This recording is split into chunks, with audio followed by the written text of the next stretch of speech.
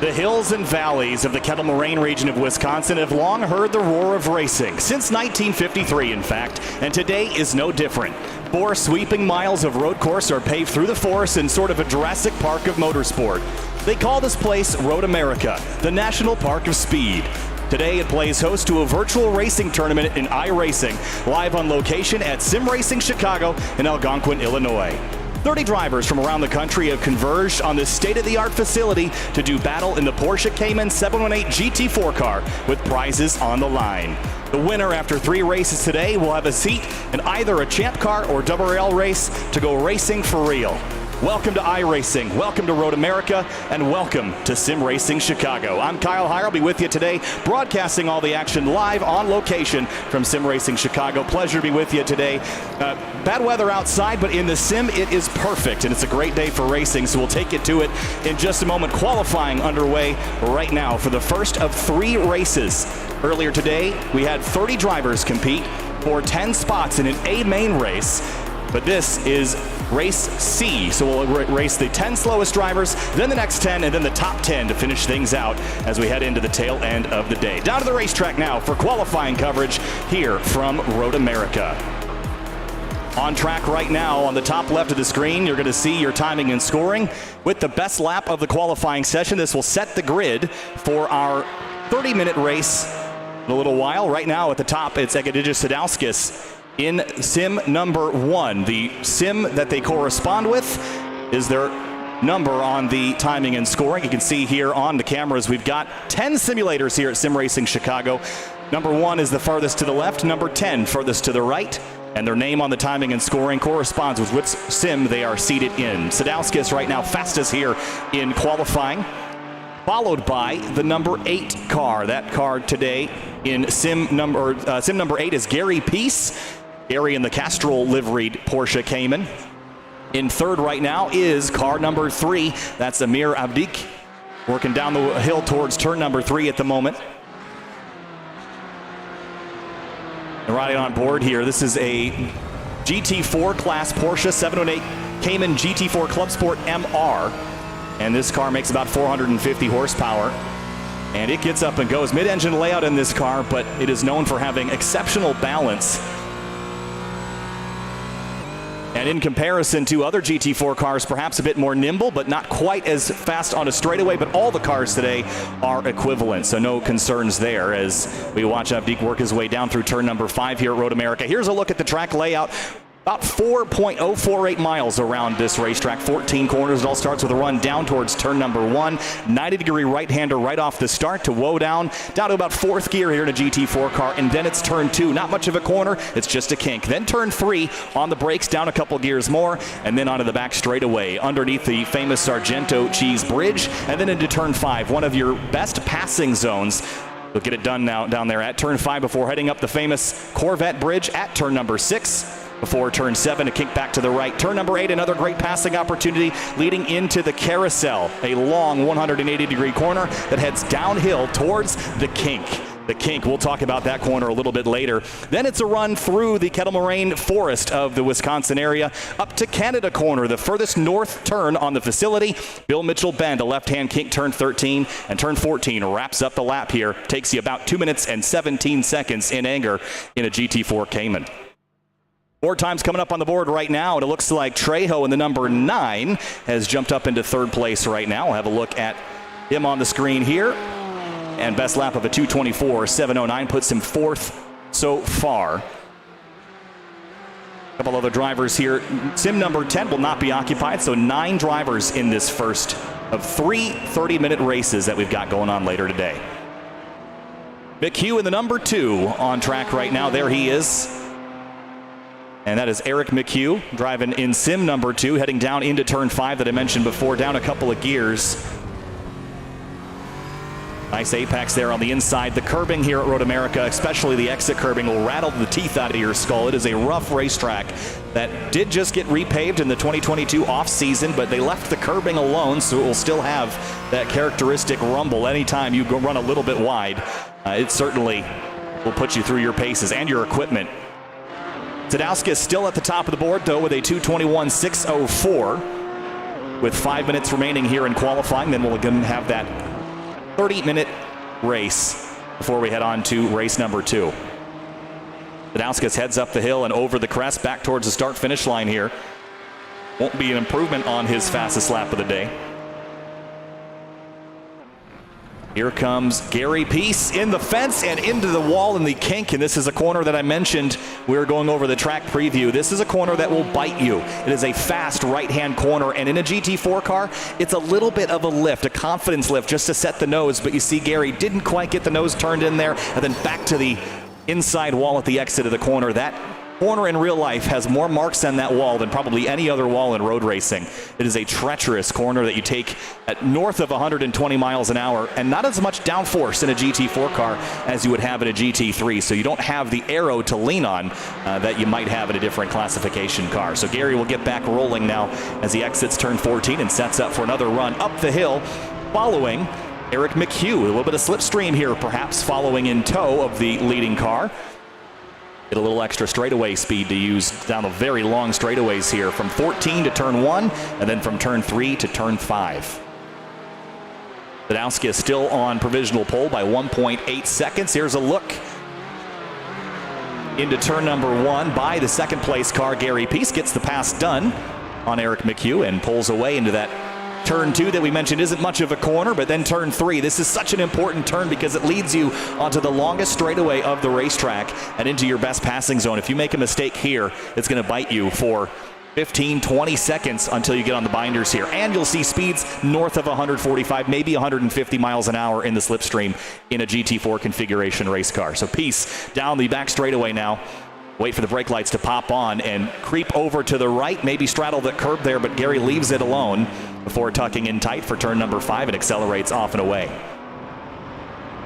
Other drivers on course right now. Looks like the number 5 machine. That's Steve Nunn working his way through turn 5. He's got right behind him rig number 4.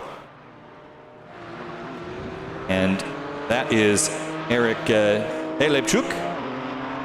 Working his way now through the carousel. This is a corner that this Porsche, actually that's turn 7 now, but heading to the carousel shortly. The carousel is a great opportunity for the Porsche to really show its prowess in the corner. A little bit of contact there, pushing and shoving here in qualifying. They touch and they crash. Big impact there for Eric as he slides to a halt into the tire bundles. Let's have a look at that again down towards turn number 8. Was tangling with sim number 5, that was Steve Nunn, once, twice, thrice, and then pow into the concrete barriers. And that will take them out of the lap that they were running. Sadowski is still on pole, looking good in the number 1 car as it stands. Gary Peace we've documented, so same with Trejo and Avdik.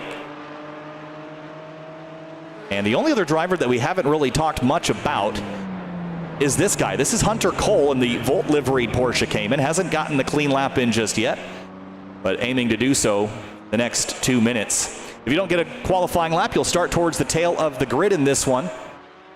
Means you will start behind the other 8 competitors.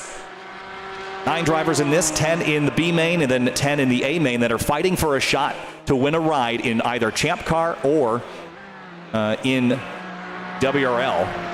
Other prizes on the line, and a little mistake there by Cole at turn number 5, heads off into the gravel. He will not get a lap in before we complete qualifying. Gary Peace heads up the hill to complete another lap, but not in the green, not trending to be a better lap than his previous. Across the line now for Gary.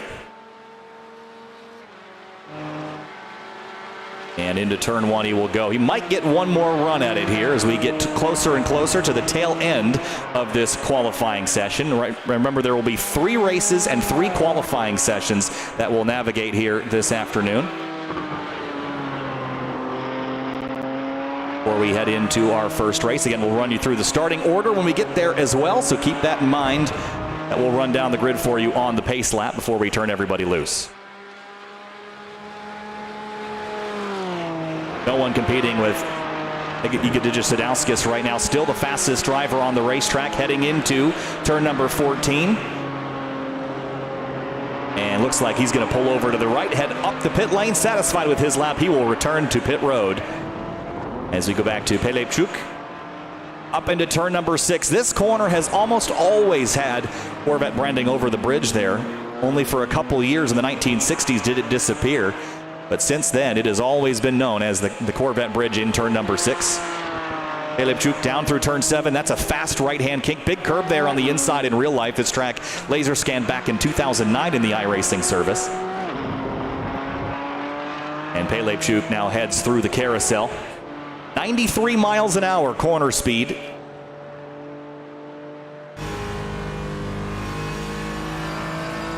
And now heading up towards the kink. And watch the rev lights up into 5th gear. Not quite to 6th. Little bit of a lift, turn in the nose, and then accelerate back on throttle again. A little bit of wiggly and wobbly off the corner, but carries on and continues. Coming back to the checkers this time for the drivers that have not yet completed their flying laps. Egidijus Sadauskas up on top with a 2:21.6. Nobody looks like they're going to beat that time in this session, but here comes Pelipchuk past Gary Peace in the Castrol car. And now final corner for these drivers on their flying laps. This will set your grid for the first of the races here this afternoon here from Sim Racing Chicago. Again, we are on location. We are here in Sim Racing Chicago. You see the drivers on the sims there. That's Sim 10, the far end of the run there, the 987 coming back to the left. Checkered flag for Pelipchuk and for Gary Peace, and a good run for Pelipchuk up to 2nd place at 2:22.779, puts him 2nd outside front row for the start of this one.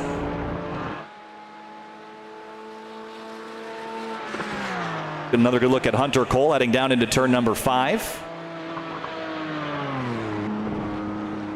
A little bit wide there on corner exit and has to bail out of the throttle. Here's another look at Steve Nunn, who's working his way back towards the checkered flag, but not really under speed.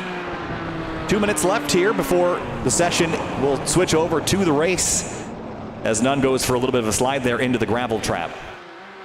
Pelipchuk already completed, same with Gary Peace, just finishing their cool-down laps. Here comes contact on the front straightaway. Avdic into the fence, collecting the number 10 car was that. Well, that was a bit of contact there for Avdic. Let's go back and have a look at how that happened. Out of the final corner and contact, that was Steve Nunn that he made contact with, and it just seemed like Nunn was kind of broadside across the racetrack, and not much they could have done about that. Qualifying is complete, and there is your starting order, but we'll show it to you again here in just a moment. Refresher on where we are. Road America, the national park, a speed 4 miles around here. And this track in Elkhart Lake, Wisconsin, population 1,000, but only when racing isn't in session. It is a small town. This track built as configured in 1955, although racing in Elkhart Lake was sooner than that. Again, 4.048 miles and 14 corners is the course we're working with today. Course Road America, only a handful of tracks in the world with its original configuration. This track has never changed since it was constructed in 1955. It's a pretty narrow racetrack, and the narrowness comes from the fact that when the track was paved, they just essentially took a standard paving machine and made 2 passes, and that was the width of the track, and since then it has not been adjusted with the exception of runoff. There's a look at your starting field up in the front. It is sim number 1, Egidijus Sadauskas, on that front row, alongside sim number 4 with Eric Pelipchuk behind the wheel. That's the silver, or excuse me, the Hoonigan car there, the Monster Energy branded machine. Then in row number 2, of course, we have sim 2 with Eric McHugh alongside sim 8. That's Gary Peace in the Castrol car. Row 3, sim number 9, Ramiro Trejo, and then alongside him in 6th is Amir Avdic, followed by sim number 7, Guido Ecclestone. And then sim number 6, that is Hunter Cole. Last driver on the grid will be sim number 5, that is Steve Nunn. Drivers getting prepped to go racing here for the first time. And they're going to be doing a lap of the 4-mile facility behind the safety car, warm up their tires, warm up their brakes. In just a moment, we'll show you the starting grid as they roll around. But On Location, what a fantastic facility here at Sim Racing Chicago in Algonquin, Illinois.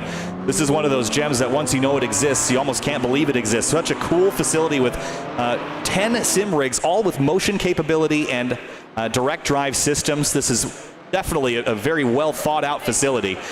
Everyone checking it out, spectating the action as the cars roll off. Let's have a look at our starting grid for this one for Road America in the first of our 3 heat races, or first of our races tonight. Egidijus Sadauskis on the front row. He'll start alongside Eric Pilipchuk in second place on that outside of that front row. Page number 2, this is row 2. Eric McHugh alongside Gary Peace, followed by Ramiro Trejo and Amir Avdik in row number 3. Row 4, Guido Ecclestone, followed by Hunter Cole, and then Steve Nunn will wrap up the field there for your starting lineup.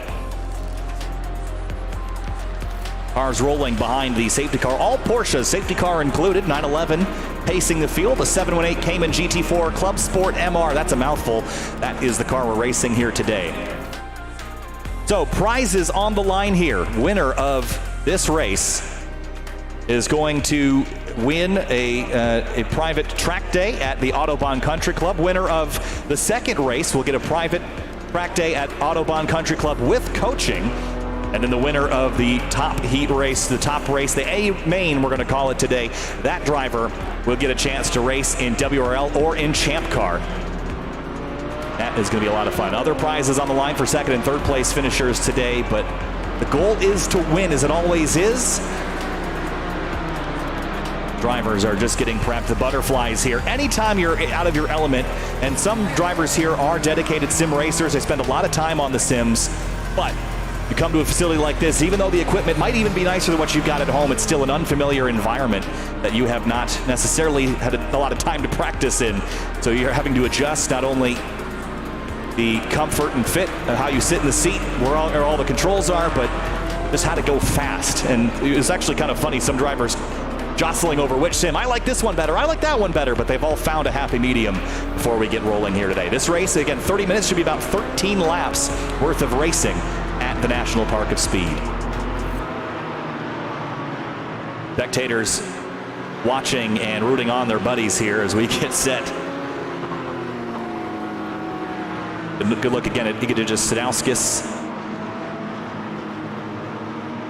who has run club racing before with Grid Life, so I'm familiar with him. I've seen him. We've also got Dom Sigovicius here, who I've seen in Grid Life competition as well. Lots of road racers, whether virtual or real, have descended on Sim Racing Chicago today for this in-person event, and how cool of an event it is. Glad to be a part of it here at Sim Racing Chicago. Doubled up, heading down towards Canada Corner. A little bit of weaving there by Sadauskis. Get some temperature in the tires and in the brakes. Because when you go into turn number 1 here at Road America, you want that brake pedal to have pressure. Virtual or real, you need to trust it. Now setting up for the start of a 30-minute fiasco here at this 4-mile, 14-turn classic American road racing circuit. When you think American road racing circuits, you think of Watkins Glen, you think of Laguna Seca, you think of Mid-Ohio, Daytona, Sebring, but this one has to be at the top of the list.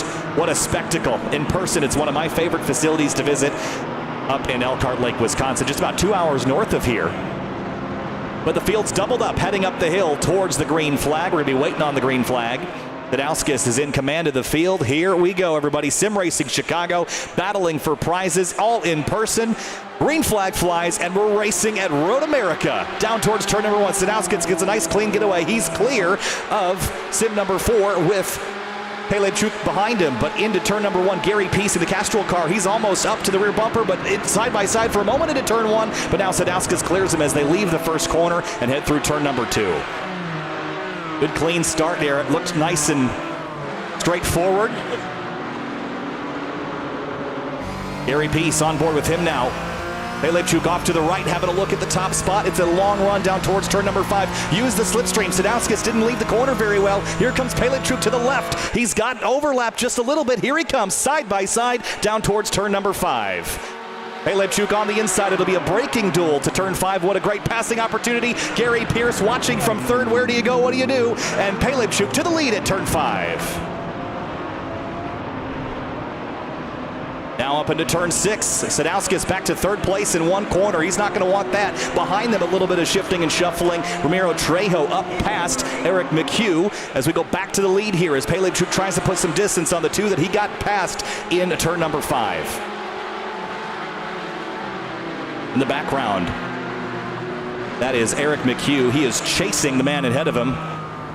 That is Guido Ecclestone, and losing a little bit of time here through turn number 8. But the carousel, this is a challenging corner to get right. You're waiting on this apex later, and then you're setting up for the kink. And the kink is going to take a couple cars out of the race. That's almost a guarantee every time you come to Road America. Through the kink, first time.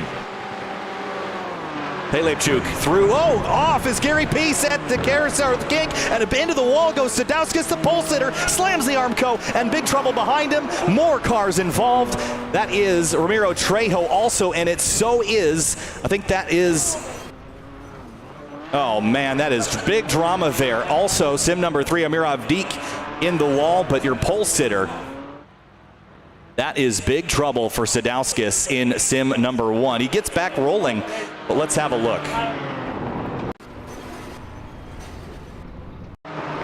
Right there, you see Gary Peace go off, then you see Sadowskis go into the wall, back across the road. And then there was 2 separate incidents there that kind of happened. They all collected each other. But big dramas here early. Sadowskis back rolling.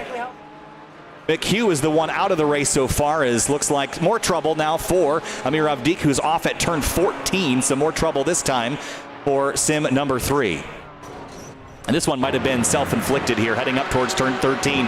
Billy Mitchell bend and tracks out a little bit wide, grabs the grass, and then tank slaps it into the outside wall. Up front, it is the number 4, Eric Pelechuk, who's out front, and now in second place, it is Gary Peace. Now, he almost went off. Well, he did go off at the kink, but kept the tires pointed the right direction. Now inheriting third place is Guido Ecclestone, who started this race back in 7th place. So up 4 positions for the number 7 car.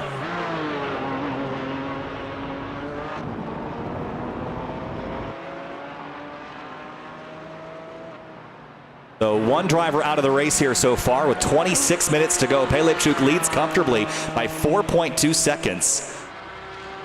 And it's Gary Peace in rig number 8 that rides a lonesome second, but just about 2.5 seconds behind is Guido Ecclestone, who is trying to close that differential down, and it's about 2.2 seconds at the moment between second and third place. And I've talked a lot with Tom O'Gorman, who used to race in the IMSA Michelin Pilot Challenge and now races at Grid Life. He talked about Road America being 2 distinct racetracks. The first half of the track is really going to benefit getting really good corner exits. It benefits cars that have a lot of power and torque. The second half of the track is a much more of a handling section than you'd think. Really, turn 5 through turn, really the carousel, turn number 10, and then the kink at 11, Canada corner at 12. That's where being nimble and accurate is going to help you here at Road America. Gap extends just a little bit. Looks like McHugh is back rolling out of the pit lane, so he will stay on the lead lap but have some work to do to gain the time back after that incident at the kink.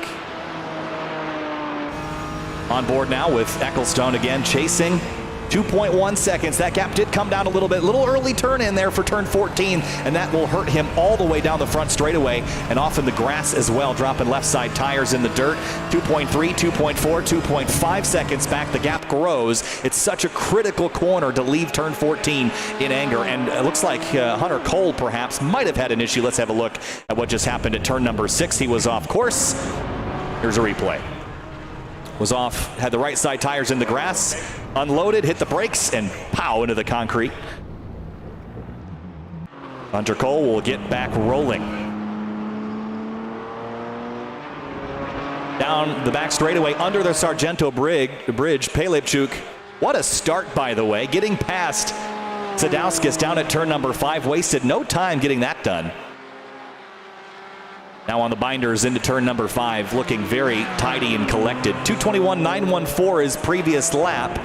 Now we saw times in the 2:17s as the fastest times I've seen today, so someone could run him down if they could figure some things out, but he works his way through turn number 6 while his closest chaser, Gary Peace runs through turn number 6 now. So about 6 seconds between those two.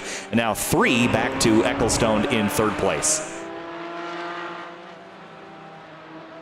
It all came down to the kink on the opening lap. We knew it was going to be a challenge to get through there and accurately aim your way through the corner. Leipzig doing all he can do in race number 3. Now remember, we have the C main, the B main, and the A main. This is the C main, so we're going to get progressively faster and bigger prizes as we get throughout the afternoon. So in 23 minutes, we'll re-rack them or restack them, have the B main run, and then the big prize for the A main. That will be the final 30-minute race of the afternoon here from Sim Racing Chicago. Again, we're on location live from Sim Racing Chicago in Algonquin, Illinois. What a fantastic facility. It is a cool place. Set up and used, and it's something that you can rent out with your friends. Bring a whole group in, have a little bit of an esports championship of your own. But today, the battle is for a WRL and Champ Car seat in that A main race. But still track time available to the winner of this one. And so far, it has been Leipzig in command. Let's check back in on Avdik, who was involved in that early collision. Back up to 6th place. Started this race in 6th, dropped as low as 7th, and is now back up to P6 as he works his way through Canada Corner. Oh, slip and slide out of Canada Corner and into the wall goes Avdik in the number 3 car, and that is trouble for him again, this time at the exit of turn number 12. Gets in the gravel and pow again into the inside wall. The tire bundles there. He will recover, but again, more time, more spots lost. Up front, though, I will say something. Leipzig has extended this gap now to 9 seconds, and he is not looking back. Although last time by ran a little bit slower, he still is the fastest car on the racetrack. And into turn 5. Just looks so tidy and collected, and sometimes you don't have to be the fastest driver on the racetrack. You just have to be the most consistent one. And I will be willing to bet almost at some point today we'll have a driver with the fastest lap of the race that does not win the race. It's just an eventuality of road racing in general. Ecclestone back down to 2.8 behind Gary Peace in the number 8 car. So a little bit wide there at turn 6 on exit. Drops the right side tires onto the curbing, but has been reeling in the number 8 once again. Remember, he dropped out after dropping down the order, leaving turn 14 a couple of laps ago. Didn't get a great exit. Now is focusing on dropping that gap to Gary up in 2nd place.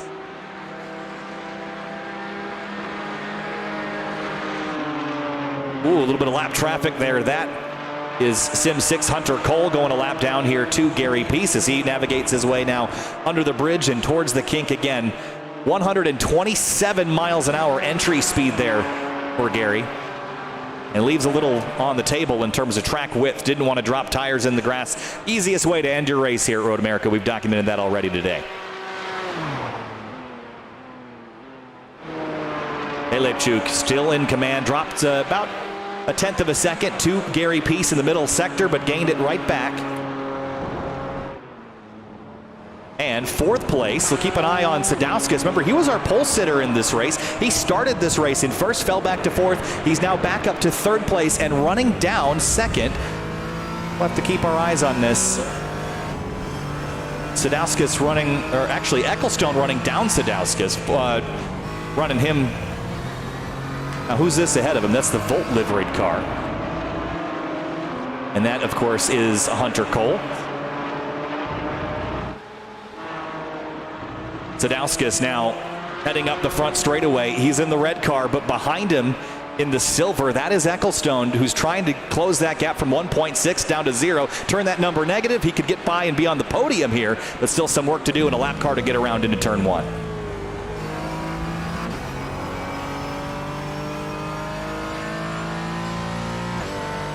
Into turn 3 here. Ecclestone wasn't going to go for the pass there, but as soon as Hunter jumped on the brakes, then he was able to get by, and Hunter goes around for a spin. Was doing the right thing there, letting the 2nd place driver go on through, but in the process ran himself off course there just a little bit. Go back and have a look at that here. That was at turn number 3. Let's have a look from high above. That's not going to do us any good. Let's have another look. Different angle here down into turn 3 for this incident here with the number 6. Oh, he just tried to turn in, and just by that point, it looked like Ecclestone was there. Speaking of Ecclestone, he's trying to run down Sadowski still. It's 2.4 seconds. That gap has grown just a little bit. 2 cars and 1 camera shot here. Down into turn number 8, a flat corner that it feels similar to turn 5, actually. It's got a similar, whoa, off the course is Ecclestone at turn number 8. He's in the gravel trap. And in his process of trying to run down Sadowski, he has put himself in the kitty litter, and the hunter becomes the hunted as Ramiro Trejo tries to run him back down. Just didn't get the thing slowed down and went straight off at turn number 8. But the runoff here allowed him to keep rolling the right direction.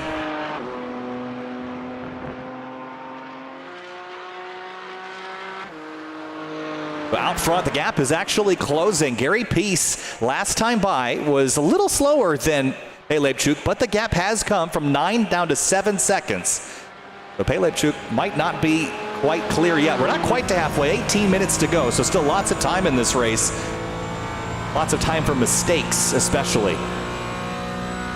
And it's easy when you get in your zone to focus and get yourself in a rhythm, but if you have your eyes on that relative box, watching the guy close in and behind, it can be a distraction. So I always say eyes up, eyes out the windshield. Don't worry about what's behind you. All that matters is what's out the windshield, because that's where you're going. 7 seconds, 7.3 back now to Gary Peace. And then Sadowski is 12 seconds back from second place. And now Ecclestone 9.6 back from that. But for Sadowski, the first lap didn't go the way he wanted. Had a pole position that he earned pretty clearly, but then on the first lap was overtaken by Pelebchuk down at turn number 5, and Pelebchuk has just never looked back. Checking in on Avdic again, we saw him go off a couple of times, but working his way back up where he started, P6. How about Trejo holding station here in 5th place? And looking down the order a little bit further, this is Steve Nunn in the number 5 car. Started 9th, up to 7th, so +2, and that came at the expense of Eric McHugh, who started 3rd. He is now down in 8th place. And of course, Hunter Cole, who started 8th and is now in 9th place. That gap is closing from the top spot to second. It's now 6.8. It was as high as 9.5. 6.5 seconds now, 6.4 seconds, as Pelebchuk is losing ground pretty quickly here this time around. Last time by, he ran a 23.790, and that was in comparison to Gary Peace's 22.728. So that was a full second gained by Gary Peace just in the last lap alone. Lap traffic on the horizon for Gary Peace down at Canada Corner. That, I believe, is Eric McHugh. A little bit wide there up onto the rumble strip at the exit of Canada Corner. And did lose a couple tenths of a second. It's just been give and take for the first 15 minutes of this 30-minute adventure. Second gained, a second lost. But he's trending the right direction as we pass the halfway point here. Sim Racing Chicago. Thanks for joining us here on this Saturday afternoon, March 25th. I'm Kyle Heyer, bringing you the action here from Sim Racing Chicago in Algonquin, Illinois. 10 sims set up, 3 run groups of 10 drivers, all competing for prizes. And all 3 of those first place prizes will get you on a racetrack in some way or another, blending virtual and reality. Trouble at turn number 1, and that is Eric McHugh off in the gravel, and he almost had a big moment right ahead of one of our other competitors. Here's a look at turn number 1. Here's what happened. Just missed the turn in and off into the gravel, and just a slow, lazy slide keeps it pointed.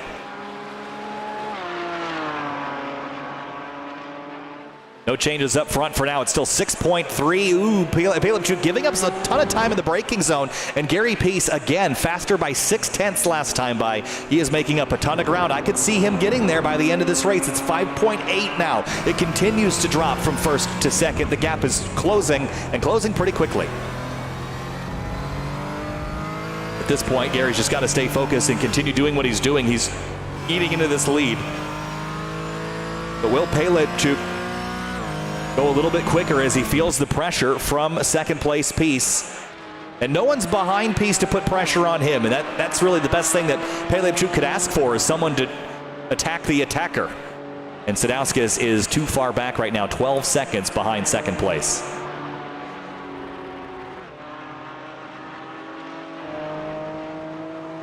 .4 is the differential. Looking down the rest of the order here, checking back in on Ramiro Trejo into turn number 5.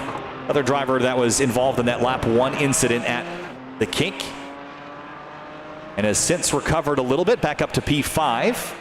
Started this race in 5th, so holding station, but had dropped momentarily in that incident. And trouble for Steve Nunn. He has gone around. This is on the entry to Canada Corner. This is kind of a strange spot, as there goes third place Ekagijis Sadauskas. So what happened here? He was already turned around. This was a long incident. He was working his way by Hunter Cole, and he had to go to the grass to get around him, and then there's contact, and that's where that happened. And right back across the racetrack, and then it just continued. And at that point, the damage keeping the car from tracking straight, and he will drop down to position number 8. So Steve Nunn going the wrong direction here as we get to the final 13 minutes of this one, and the gap up front still holds station at 6.8 seconds to the lead, and no other battles at the moment that are that close to formulating, so we'll keep you on the action as we can. Under the Sargento Bridge, there's the differential. Leader just went by. There's Gary Peace running in second. Here's a look at turn 5. There's your overall race leader, Pelechuk, in the number 8, or excuse me, the number 4 car, and then trailing in sim number 8, that's Gary Peace. So that's what 7 seconds looks like on the racetrack right now.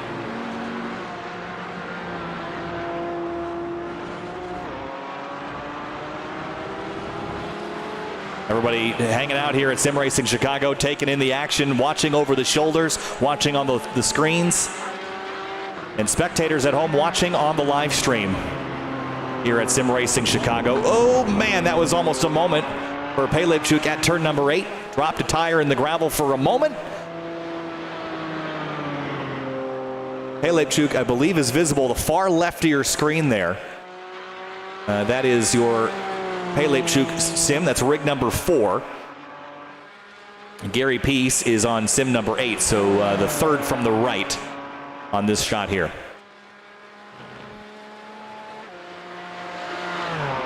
Into Canada Corner. 7 seconds remains the differential. It has just been give and take all race here. Prizes on the line and everybody fighting. But the first lap and going into the kink, what do the drivers for the B race learn is that getting through the kink on lap number 1, that's going to be free positions all day long. You have to nail that. You don't have the temperature in the tires. You don't have the temperature in the brakes just yet to take that full song like you did at the tail end of your qualifying run when you felt like Superman. So you really have to back it down on that opening lap until you feel the confidence, you feel the grip, and understand the weather conditions changing the dynamics of the surface. You can't trust the car until you've gone through there at least once.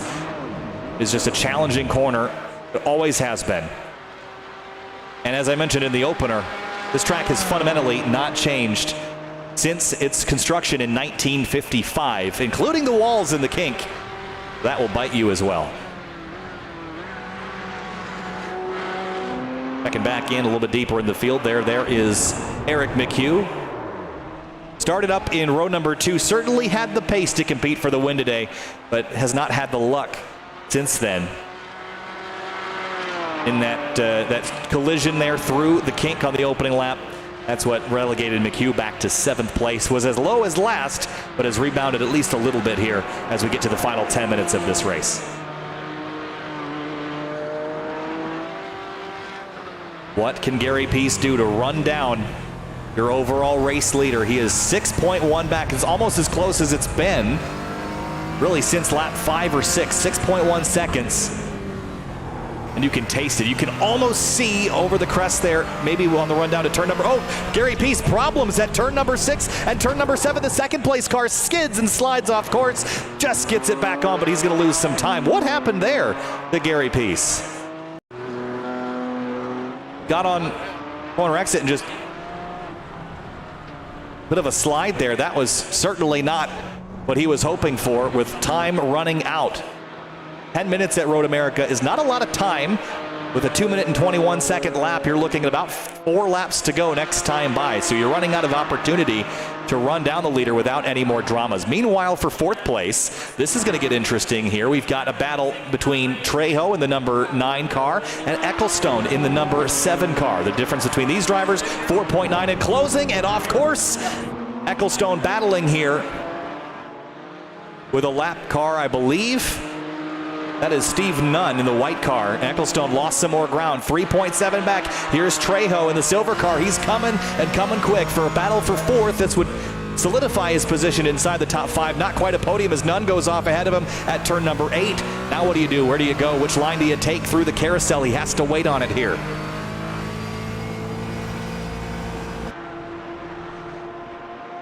Working their way through the carousel. Looking drivers left. This is a tense moment as he squeaks on through before the kink.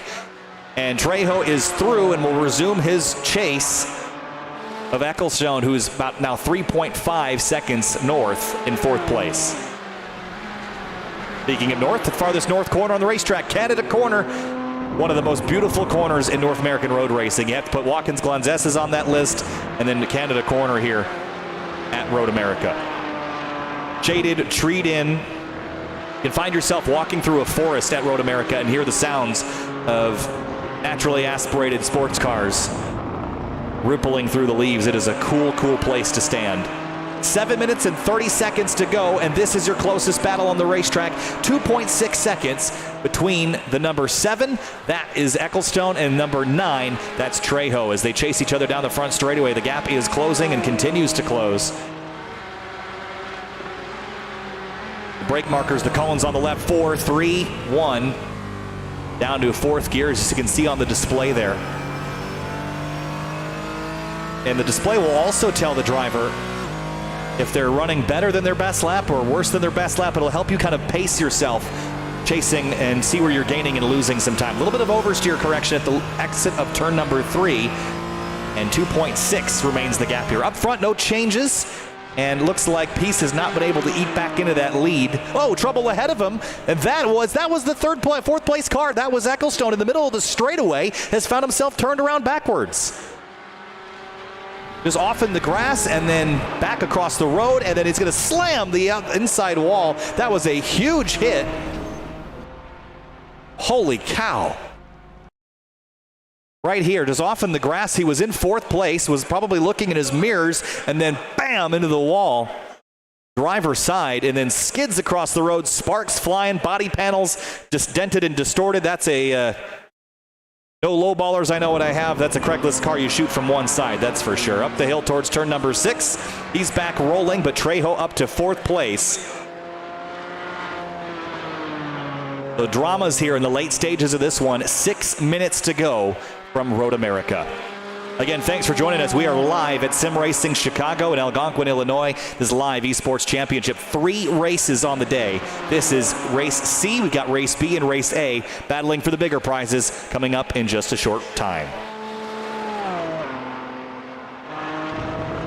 Up front, Pelechuk in the number 4.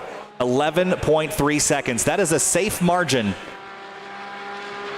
for any driver. As long as you don't put it in the wall, you're going to be okay. You can afford to give up a little bit of time. But sometimes drivers will say that they don't like backing down their pace. They'd rather continue to do what they're doing. As soon as you get yourself out of your rhythm, you're more prone to a mistake, even if you're trying to go slower.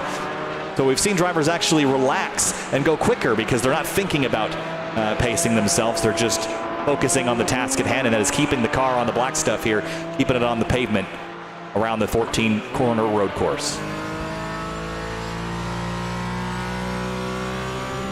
Pelechuk again started up towards the front, but got the lead on the opening lap, and trouble this time for the number, I think this is the number 7 car again. That's Ecclestone. We saw the crash on the front straightaway, or back straightaway rather, at turn 3 or 4, but this time on the backstretch leading up to Canada Corner. Here's what happened this time.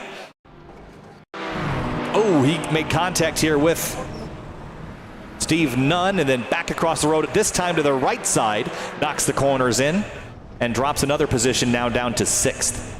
The 2 spots lost in 1 lap. for Ecclestone, not the direction he was hoping on going.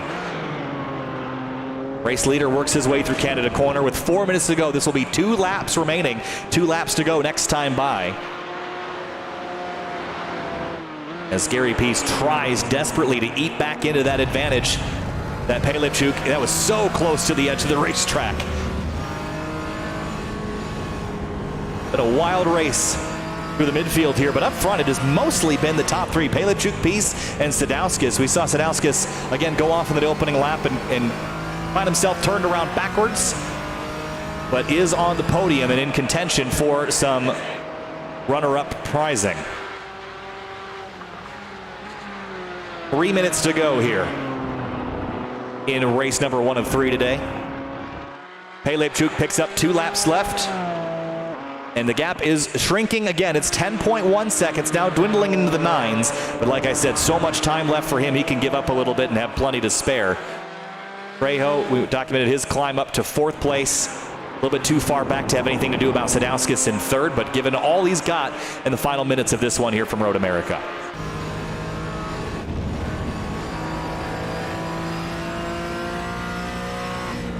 Turn 14 for Trejo. Very critical corner. Leaves a little bit of racetrack left on corner exit just to be safe. As Pelechuk works his way through turn number 6 under the Corvette Bridge and now into turn 7. This corner almost flat. You have to lift just for safety. Get some weight back on the nose to let it turn in without the downforce of a GT3 spec car. Need to shift a little bit of weight forward to get some front grip.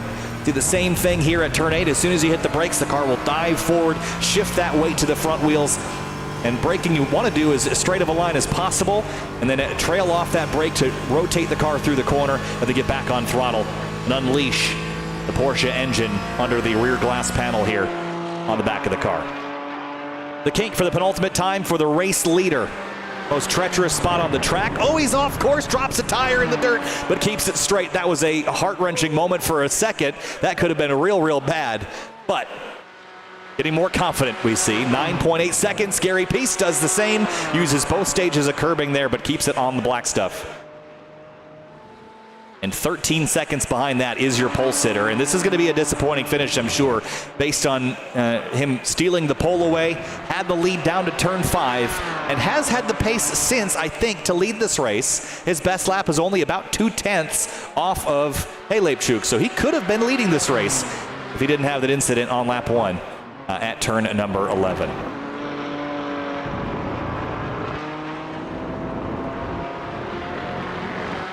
Heading up the hill now towards Billy Mitchell Bend. There goes Sadauskas. But the race leader has passed the start-finish line. There is the white flag waving. 1 lap to go from Road America in Group C today. Again, we'll have 2 more races after this one. We'll take a short break to reset, and then we'll be back with Group B, and then following that, Group A, to finish out the day with our grand prizing, which again is a seat in a WRL car or a champ car.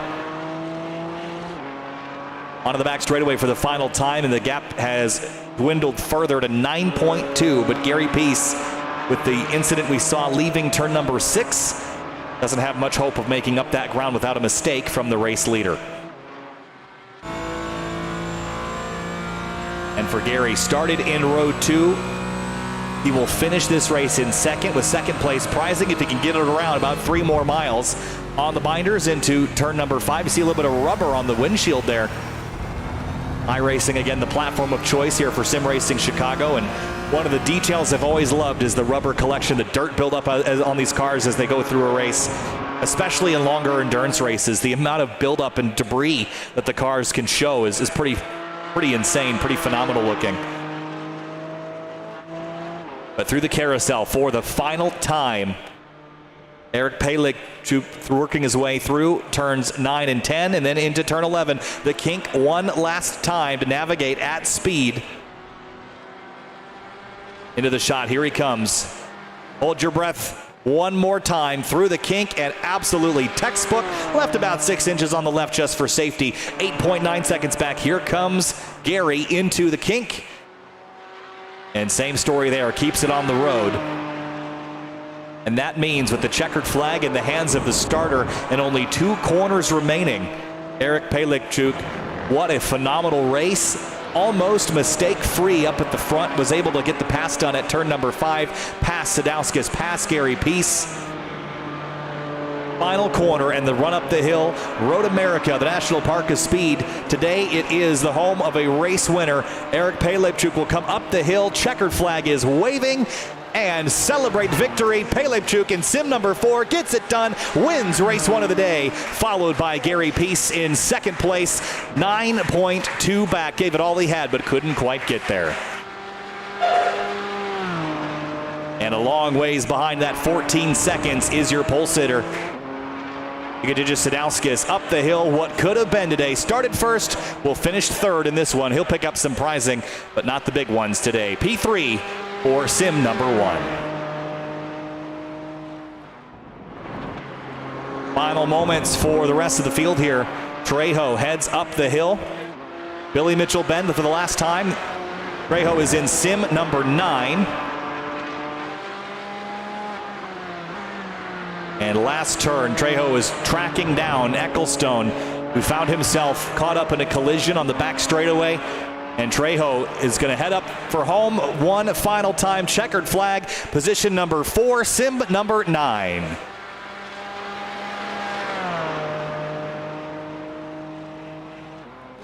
Next up to finish will be position number 5, and that is Amir Avdik in the number 3 car.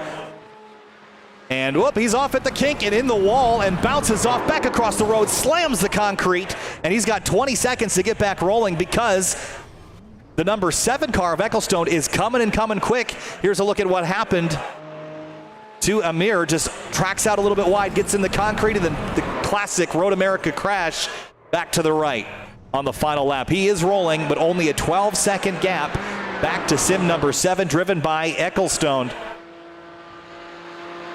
10 seconds, 9 seconds, the gap. Oh, he's in the wall again at Canada Corner. He's only got 6 seconds to get it out of the tires before he's going to lose 5th place. Here comes Ecclestone. The car stricken in the gravel. He passes, picks up 5th place, and drama's in the late going for Avdik. He's going to drop another position outside of the top 5, and he'll have to limp this one home back to the checkered flag. In 5th place, the late drama's in this one. Guido Ecclestone, last corner, last lap pass for 5th place, heads up the hill for home, and checkered flag is waving, and it will be the number 7 car, sim number 7 in position number 5. And that will leave one final finisher on the lead lap. That is Amir Avdik in the number 3 across the stripe. He will finish and bring it home in position number 6. Well, that was a wild one here, folks. Thanks for joining us for race number 1. Let's have a quick look here at your session results. And top of the order, Eric Pelebchuk gets it done.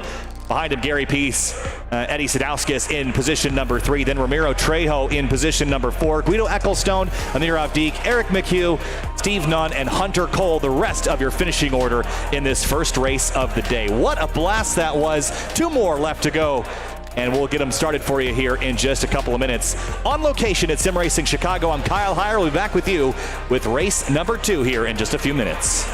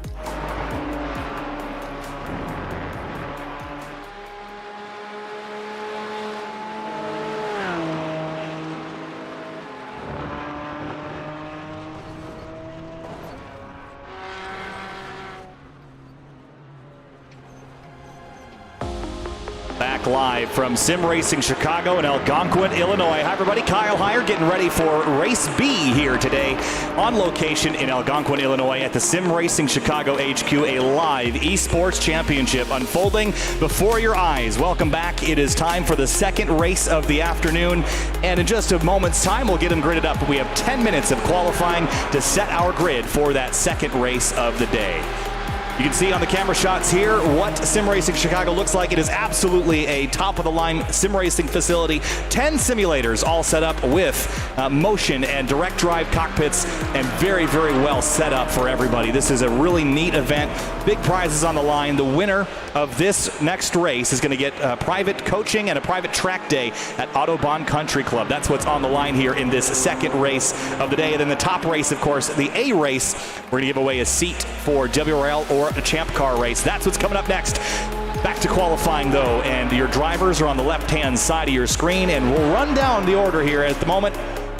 Kicking things off in position number 1 for the time being, that is sim number 3. That is Anthony Stella behind the wheel of that car. Sim number 10, that is Christian behind the wheel in the black and white Porsche Cayman, followed by sim number 8. That's Dom Sinkevicius, who's behind the wheel piloting the Castrol car that we saw last race. In sim number 1, that is Dustin Schaff behind the wheel as we roll through turn number 7 here at Road America. Let's take you through what a lap looks like here at Road America, the National Park of Speed. This is an absolutely state-of-the-art road racing facility located in Elkhart Lake, Wisconsin. It is one of my favorite racetracks on planet Earth. You throw Watkins Glen in there, Mid-Ohio, WeatherTech Raceway, Laguna Seca. All these tracks are famous. All these tracks are classics, and the Road America is no different. Built as configured in 1955, it has essentially changed none since it was built. 4.048 miles and 14 corners. It all starts with a run down to turn number 1. That will happen at about 150 miles an hour in these Porsche Cayman GT4 cars.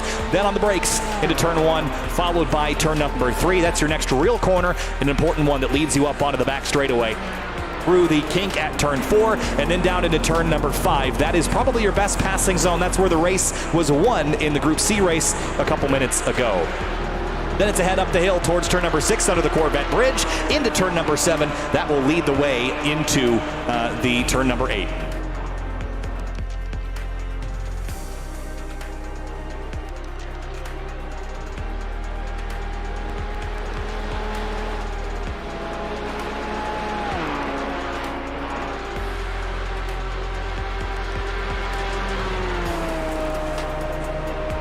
Rest of the lap here, Road America, turn number 8. That will lead you into the carousel. That's turns 9 and 10. And then the kink. That was the trouble spot that we saw in Group C earlier in the race, or earlier in the day, I should say. Lap 1, kink will get you if you're not prepared. So you have to make sure that you're prepped for that very fast right-hand flat corner. Then into Canada corner, another great passing opportunity towards the end of the lap. Your last real shot to get a pass done, unless you can set up turn 14 after Billy Mitchell Bend and finish out a lap here at the famous Road America. Back onto the racetrack. Qualifying will continue. Got one more name to drop here in the timing and scoring before we get rolling, so just bear with us here as we do this live. Down into turn number 5, though, there's a little bit of almost a touch there between sim number 1. That, again, is Schaff behind the wheel of that car. And into turn number 6. Again, that's a turn that you kind of head up a hill, and then the track flattens out right as you get to the top of the crest. Difficult place to stop the car on the opening lap. You can get some understeer there as you try to turn into the corner, and the car just will not cooperate with you. So that is a turn that can also catch you out. Really, the second half of the lap in general. If turn 1 doesn't get you, it's going to be turn 6, 8, or turn 11 with the kink. Maybe even Canada corner if you can make it that far.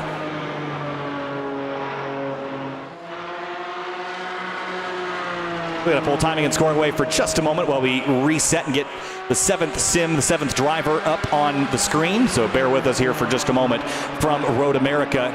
This track, again, as I mentioned, one of my favorite places on planet Earth. It is such a cool place. But look at the facility we're operating out of, Sim Racing Chicago here. This is just such a cool place. You come in here, it is like the greatest sim cave you could ever imagine. 10 simulators, you pack them all into space, blast some music, it's a lot of fun.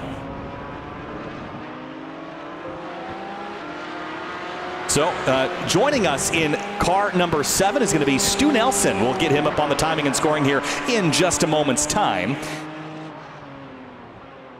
And we'll also bring you live qualifying coverage before the start of our 30-minute race number 2. It's going to be Group B, fighting for the second tier of prizes today. And, of course, Group A, that will be our main race coming up in just a little while, about 45 minutes or so from now.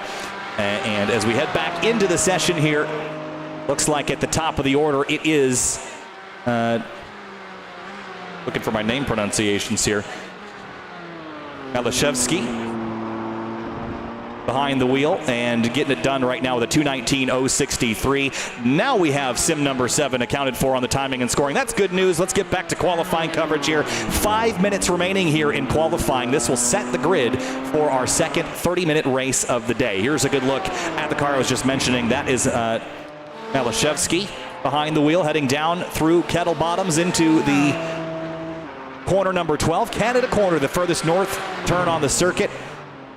And we'll ride on board, looking over the right shoulder of sim number 6. You can see the dashboard display, the yellow 3, that's the gear. Now it's a 4, up to 4th gear. Maybe you'll touch 5th before you enter turn 14. Not quite. Top of 4th gear, then down to 3rd. A little bit of understeer. There are a lot of understeer through turn 14. Tracks off the course, drops tire, maybe 4 into the grass and gravel, and that will be a throwaway lap almost certainly. Looking down through the rest of the field, here is another one of our drivers that has joined us. That's Christian behind the wheel in the number 10 car. And looks like he is currently trending to run faster than his best lap, which is currently a 2:20.113. But if he's running as quick as it's showing, he could be down in the mid-2:19. So we'll keep an eye on Christian here. Down into the Canada corner, the corner we just mentioned. Watch from 6th gear, down 5, 4, 3, maybe 2nd gear. We'll keep it in 3rd here, though. Make sure you don't get wheel spin. Traction control and ABS is enabled in these cars to help these things accelerate and slow down. In a GT4 and anything really above that level, the traction control and ABS is going to help you as a driver. It's motorsport tuned versus your stock ABS in your road car might not quite be up to the task in the challenging conditions of a race circuit. Here comes Christian up the hill towards the start-finish line, under the bridge, under the gantry, across the front straightaway, and this could be a best lap for Christian across the stripe. 2:19.578, second place now. Christian jumps up to P2. Don't look now, though, because here comes another driver running their best lap, but it was not a legal one, off track for Stella, and that will be an invalid lap this time across. And sim number 5, this is BJ Alvarez behind the wheel. And running 7th right now, looking good, looking in the green here on the Delta as they come through turn number 14 and back up towards the start-finish line. And if he can complete this lap, this would put him at least up a position, maybe 2. Here comes BJ up over towards the start-finish line. His best lap prior, a 2:22.496. This one is a 2:21.712. Good enough to improve, but not good enough to gain any positions on the timing and scoring tower. Now back to Christian here, up 0.7 of a second by turn number 6. Let's ride on board the nose camera here. Love the shot over the hood. Into turn 8. This corner, as I mentioned earlier, has some similarities to turn number 5. So you're entering it a little bit slower than you are at turn 5, but still a very flat, very 90-degree bend of a similar radius. And then into the carousel. This is such a fun corner. You're just letting it drift out right here, then tucking it in right at this apex. There's a curb on the right. There it is. You're going to aim for that. Beautiful job there by Christian. Left a little bit of track on the left. And now into the kink. This is the corner that everyone dreads on that opening lap, especially when it's raining. No rain in iRacing just yet. Give it a few months, and we'll have some different weather conditions to play with, perhaps. But here comes Christian into turn number 12 now. Ooh, watch that off track there. Don't want to drop a tire in the gravel. A little bit deep here into Canada corner. Uses every last inch of the rumble strip. And still looks like he's up on his time. Same is true of Overchuk in the number 9 rig. Up 0.3, down through the back straightaway. And Malashevsky through Turn number 5 has some traffic to contend with as well, but let's keep our eye on Christian as he heads over the crest. Back towards the stripe, needs to beat a 2:19.578. This time a 2:23.82. No improvement there. Here comes Stella across the line. Is it an improvement? Needs to beat a 2:25.93. He does, but it's not good enough to jump him up the timing and scoring. He will remain in 5th, and across the road ahead of him, look out, that's Sinkevicius joining the racetrack right from pit lane, and he'll get back on the road here at the exit of turn number 1. Malashevsky through the carousel, sweeping through such a long corner. You're waiting for that inside curb to appear out of your peripheral vision. And as I mentioned before, in a GT3 car, this is basically flat. You see the rev lights drop down to 1 light, 2 lights, red light, blue light, down through 5th gear, and then back up to 6th as you approach Canada corner. Malashevsky on provisional pole by about a 1/10 of a second. Not safe by any means. And the checkered flag has flown, by the way, so we should be wrapping up here the next minute or two as drivers put in their final timed laps. Turn 14, this is such a critical corner. You have to nail this. Great job there. Throttles up, uses all the road on exit. Nice, good flat curves there. You can extend that pavement a couple more feet. Widen out your line and up towards the start-finish line. Is this going to be an improvement? It looks like it might be. Needs to be to 2:19.063. Across the stripe, 2:19.062. Beats it by 1,000th of a second, but it was not a clean lap. He will not get to keep that time. 2:19.063 is where he will stay for now. Here is BJ Alvarez working through turn 5. He's up in the green right now by 9/10 of a second. Position number 8. That's row 4 for the start. Could use a little bit of a bump here in the timing and scoring, and looks like he might get just that if he can finish out this lap clean.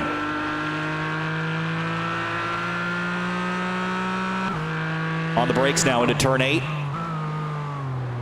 Hook that inside curb. The curb drops away. It's actually cambered towards the inside of the corner. So instead of bouncing you away from the apex, it'll actually suck the car into it. The great place to hook the car around to get a little bit of extra corner speed.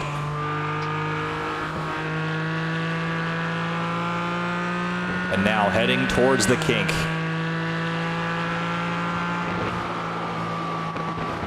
Aims for that inside apex, hits it nicely, leaves a little bit of track just for safety at corner exit. And he's still up in the green, it looks like, so he could bump somebody out of the top 5 if he could jump up what he's looking like now. Position change as the session comes to its completion, and that means that Malashevsky is going to be your pole sitter here. We'll run through the entire starting grid here in just a moment's time. For those just joining us here live on the internet, we are in person here at Sim Racing Chicago. Here's a look at it. A gorgeous facility, relatively new in construction and absolutely set up for this kind of event. I can't imagine any sim racer near the Chicago area not wanting to rent this place out. It is such a cool facility. 10 simulators as well as motion enabled on all of them, direct drive systems everywhere, and they're all basically dialed how you'd like him. You hop in, you race with your friends. It's such a cool place. You got music playing, drinks to drink. It is such a cool spot. There's a look at Sim Racing Chicago here in Algonquin, Illinois. Make sure you head over to the Sim Racing Chicago Facebook page. Give it a like. Make sure you follow along with all the upcoming activities throughout the summer here. And join us sometime for an in-person esports event, perhaps. Keep an eye on news, upcoming events. There is your starting grid getting set. We'll run you through the starting grid here in a couple of moments. But it's about to kick off. We have, again, that 4-mile pace lap. Here's a look at the racetrack one more time. And one thing that if you haven't noticed, let's watch here is the elevation change at Road America. It happens all in chunks. Turns 1 and 2, pretty flat, but you get to turn 3 and head down to turn 4 and 5. That's where the track dives away from you. Then up the hill into turn 6, and you gently climb up into 7, and then slowly fall through turns 8, 9, and 10. And then by the time you're into Canada Corner, you're at the lowest portion you're going to be on the racetrack before you climb up through Billy Mitchell Bend. And then again, as you hit the front straightaway, you will see that massive climb that we always talk about is really heading up towards the start-finish straight. Look at this shot. How much lower turn 14 is than the rest of the course. It is all done in a matter of a couple hundred feet. When you're driving in a car fast, you'll feel your gut sink as you come over that crest. Look at all the corners around the circuit. There's turn 1, turn 2, that's not much of a turn. Turn 3, turn 5. 6, 7, 8, 9, and 10. And again, as you head into the carousel, then your next focus is the kink, of course, the fast, almost flat-out corner that dares you to enter it just a little bit faster every single time. There's time to be gained there because there's a straightaway before it and a straightaway after it and a passing zone into the corner that follows it. So that's what's on everyone's mind heading through there at what feels like Mach 2. Starting lineup on the left-hand side of your screen and on row number 1, kicking things off in sim number 6. That is Malashevsky behind the wheel. Overchuk in the number 9. That's sim number 9. He will start alongside him in that first row. And then following them in row number 2, it's sim number 10. That is being driven by Christian. Sim number 3 behind him, driven by Anthony Stella. Row number 3 is, whoa, there's trouble. One car spinning wildly out of control, and that is Schaff behind the wheel. Dustin Schaff going for a spin on the pace lap. That's not the direction he wanted to go. Here's a look at what happened. I think he got caught out. There was a bit of a checkup there and just hit the brakes and looped around. So he will continue, but back down to 9th place. Rest of the starting lineup is on the left-hand side of your screen, and the last driver to grid is Stuart Nelson, who just made it in time to qualify for this one. He will start at the tail of the field in this race and has only up to go. 30 minutes is plenty of time to get by 9 other drivers, but they have shown us to be stout in their competition. And there's still a race left to go. Packed up, paired up, 5 rows deep. And thanks for joining us here at Sim Racing Chicago, Road America, Elkhart Lake, Wisconsin. In the virtual world here, we're utilizing iRacing, state-of-the-art racing simulator, laser-scanned cars, laser-scanned tracks, CAD-modeled cars, and physics that make you guess whether you're in a sim or sitting in the car for real. It really is a spectacular simulation. Everyone gearing up for the start of the second race. 30 minutes on the clock. And this qualifying time is a little bit closer than the Group C that went prior, so we should see a pretty good fight, pretty even fight up towards the front.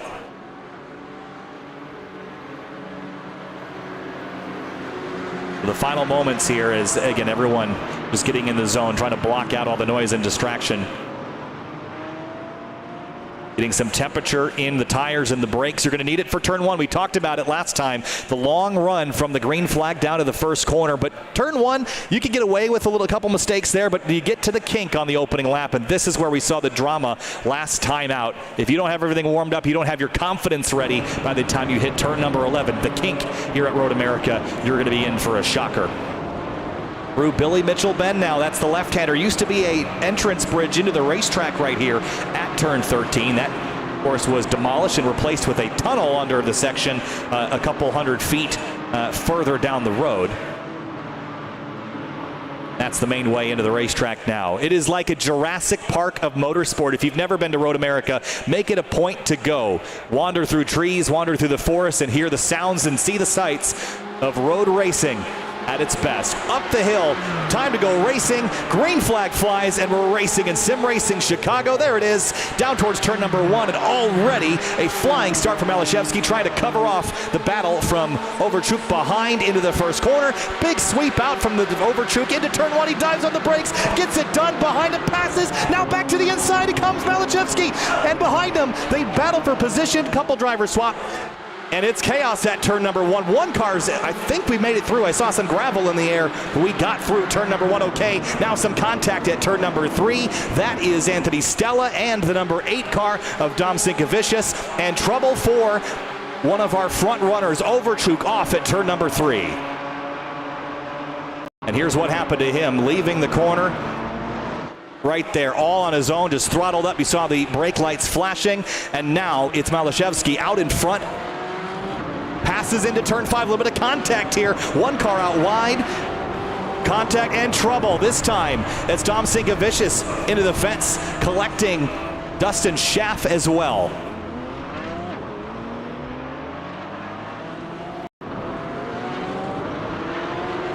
This time we went a little bit off track beyond the track bounds, tried to come back on course, but there was Dustin Schaff. Really nothing he could have done different other than maybe move back left, give him the space, but not required to if you leave track boundaries here at Road America. That would be that white line that we always talk about, but the curbing, you can count that as racetrack depending on which sanctioning body you ask. Up front, though, it is Michael Malashevsky, and then in second, it's Christian. We saw how fast he was in qualifying. It's 9/10 of a second through the kink for the first time. This is when everyone holds their breath. Cleaner run through here for the first time versus Group C. I think everyone got through it without any dramas. Sim number 5, BJ Alvarez behind the wheel. This is the white car chasing sim number 7. That's Stu Nelson. Nelson is up a handful of positions. Remember where he started? He started dead last. He's up already to 4th place, plus 6 positions on the opening lap. An impressive run for a driver that hopped in his seat just minutes before we launched the green flag. Great start there for Stu Nelson.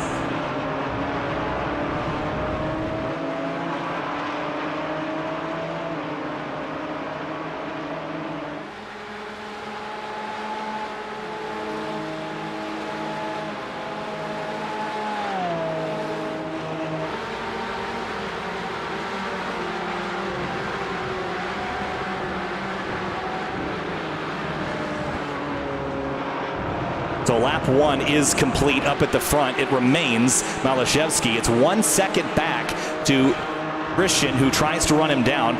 1 second behind that, that is sim number 3. That is Anthony Stella. Didn't really talk about him a whole lot. He started 4th, is running 4th, but all the drama happened around him. That's a great place to have the drama, is not involving you. Now, just outside of the slipstream, though, I'm not sure he can do much with him unless he closes the gap, but this is a battle for position down here. This is sim number 2 versus sim number 5 into turn 5. A little bit of a slow exit there as Alvarez tries to run down Stu Nelson. Nelson gained a whole bunch of spots on the opening lap, but can he hold on to them for the duration of this race? It is not a short race by any stretch for 10 cars. 30 minutes, already 4 minutes down though as we work our way through lap number 2. BJ Alvarez through turn 8. He's got some more arrows in the quiver potentially. Take a shot here at sim number 7, Stu Nelson, in that blue striped Porsche Cayman 718 GT4 Club Sport MR. It is a mouthful to say that full name. And even the newer model, the Club Sport RS Club Sport, something like that. They definitely leave a lot of words to say, but right now, Alvarez running down the number 7 just up the road, has the number 2 not far behind him.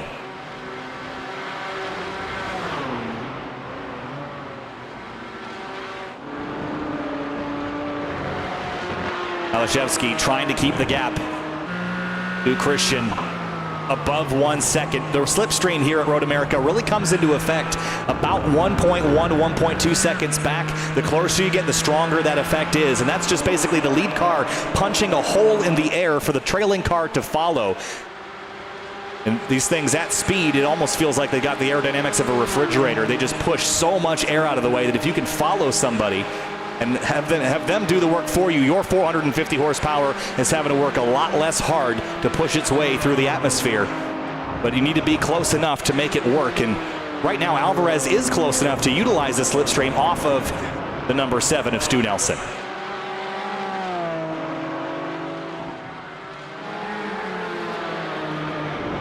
So into turn number 3 now. Nelson feeling the pressure perhaps from sim number 5. From Alvarez in the white Porsche Cayman. The lead, Malashevsky's grown up to 1.7 seconds. That's not coming down. It's getting bigger, but this gap from 4th to 5th is closing. And look at the brakes. Look how much better Alvarez is on the brakes into turn 5. Closes here, gets a little bit tighter to the apex. And wow, look at Nelson closing even better here. A little bit wide at the exit of turn 5 for Nelson, and Alvarez, but of a tighter line. Didn't use all the racetrack there, though. If there's track left on corner exit, then you're going to want to maybe extend it a little bit. There is trouble down here. This is at turn 5, and this is Schaff and Overchuk. And here's what happened to these two. Ooh, big contact. Well, maybe not quite. They just both kind of overran the corner. to have another look. They were side by side heading down into 5. And was there contact here potentially? Ooh, there was. Looks like the 9 kind of crept over into the braking zone, and then they just kind of ran off course. And now more trouble for Dom Sinkevicius. He has lost the rear wing of that car. Now it's back on as we got a battle for position. And look, Alvarez has worked his way around Nelson. Gets that pass done at the exit of the kink. That was an impressive pass. Here's how it happened. Gets alongside him. This is a lot narrower racetrack than it looks like at this speed, 140 miles an hour plus. Alvarez cleanly gets by Stu Nelson and now sets his sights on third place, 3.8 seconds clear. That is sim number 3, Anthony Stella. Nelson's not that far behind, though. He could strike back here on the climb up the straightaway. Watch the gears go up through 5, now 6, and watch the slipstream. This distance is going to close between these two cars. On the straightaway, it's 2 car lengths. Now about 1.5. It's just a little bit at a time. Hops out of line. Did he spook him? He did. Nelson repasses BJ Alvarez, who is spooked in the mirror. He's going to lose another spot now, this time to the number 2 car. And this all goes back to what Nelson did to him in turn number 1. All he did is poke his way out of line, and it just distracted just enough. Here's what it looks like. Pulls out to the right, and when he disappears from your mirror, you have to look. You have to look to your right. Is he there? Is he not there? And that momentary distraction put him a little bit offline into the grass and gravel, and he lost 2 spots in 1 corner. Now for second place, Christian is losing time to Malashevsky and Stella, who's going to catch him here at turn number 7. Maybe a crossover leading into turn 8. Contact there into turn 7, front to rear.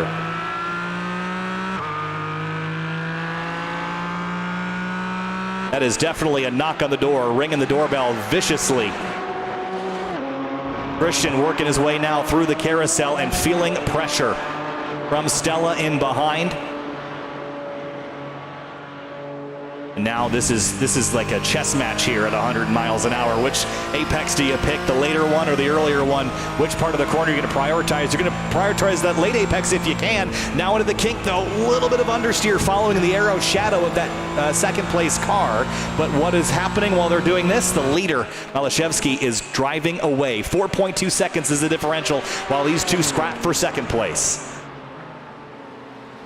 Right now, the best friend of Malashevsky is Anthony Stella, keeping Christian distracted as best he can. In terms of lap times, last time by, Stella was much quicker than Christian. Great run there off of turn 14, though, for the second place car. Not as good of a run for Anthony Stella. That will hold that battle at bay for now. How about this one onto the front straightaway? This is BJ Alvarez. This is the white car chasing the driver ahead of him. That is the number 2. Up over the crest. Here we go. Slipstream in effect now. 0.5 of a second. 0.4 of a second between these cars. 4.5 of a second.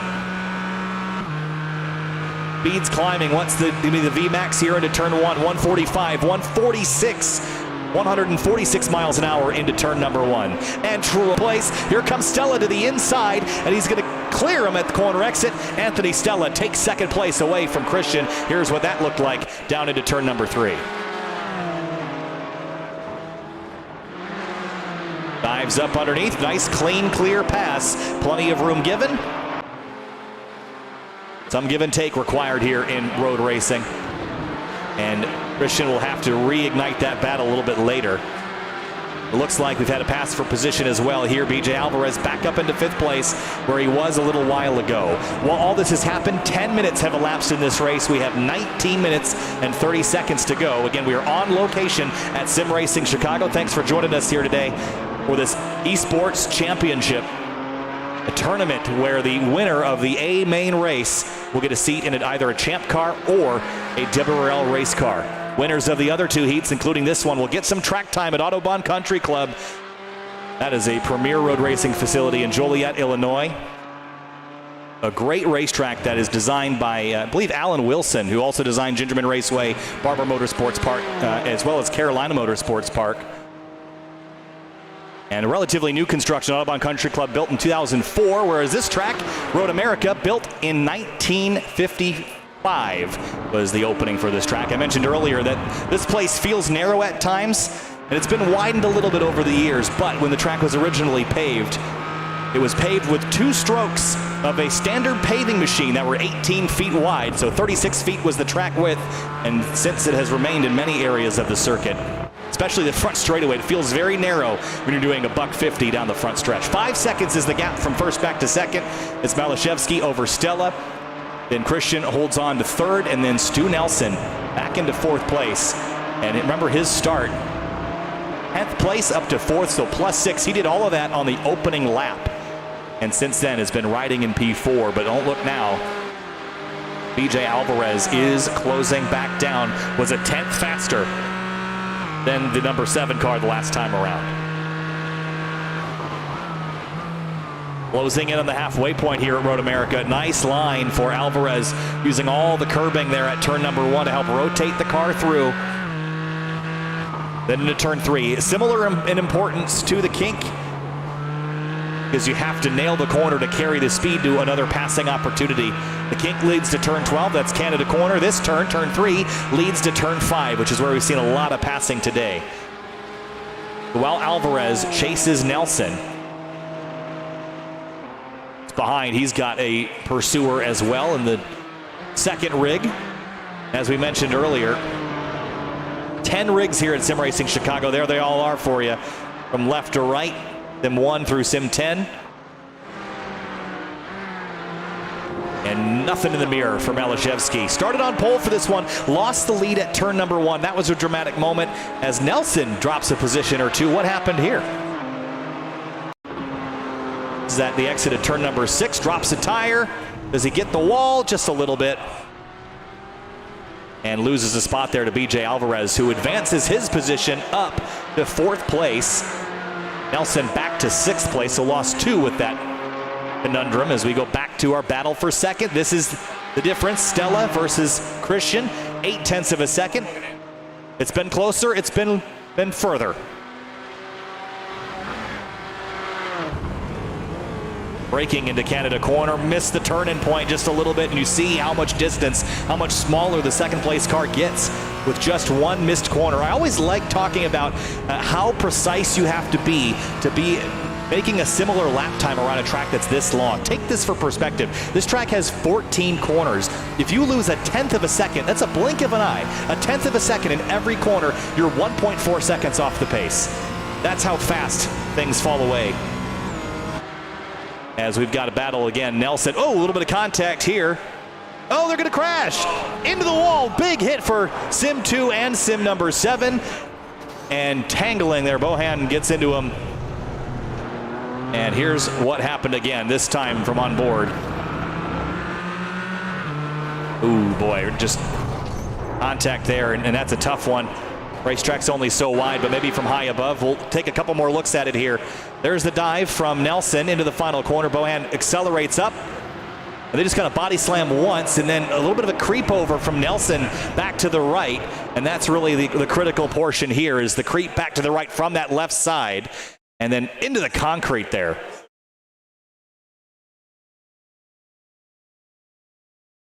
Boom, and that's Nelson in the blue striped car.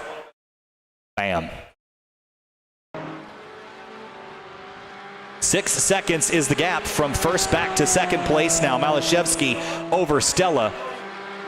And other battles, here's one for position, by the way. This is Sim number 9. This is Overchuk. Now remember the start of the race. He started in second, had the lead for about 10 feet before giving it right back to Malashevsky in that first corner. Dove in there with a head full of steam and just a little bit too much. Boiled the pot too quick. Now chasing Bassi in the number 4 car. That's Dustin behind the wheel. And this is a good scrap here for 6th place, navigating through turn number 7.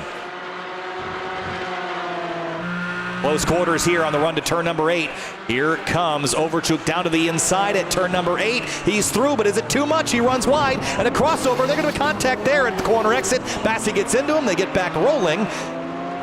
And a little bit of drama to be had here at the exit of turn number 8. Here's what happened this time. Go back a little bit further and replay this again. Here comes Overchuk in the gray car to the inside. And kind of Makes a little bit of a mistake here, crosses back over, gets hit from behind, and then out of control, gets back into the 4 car.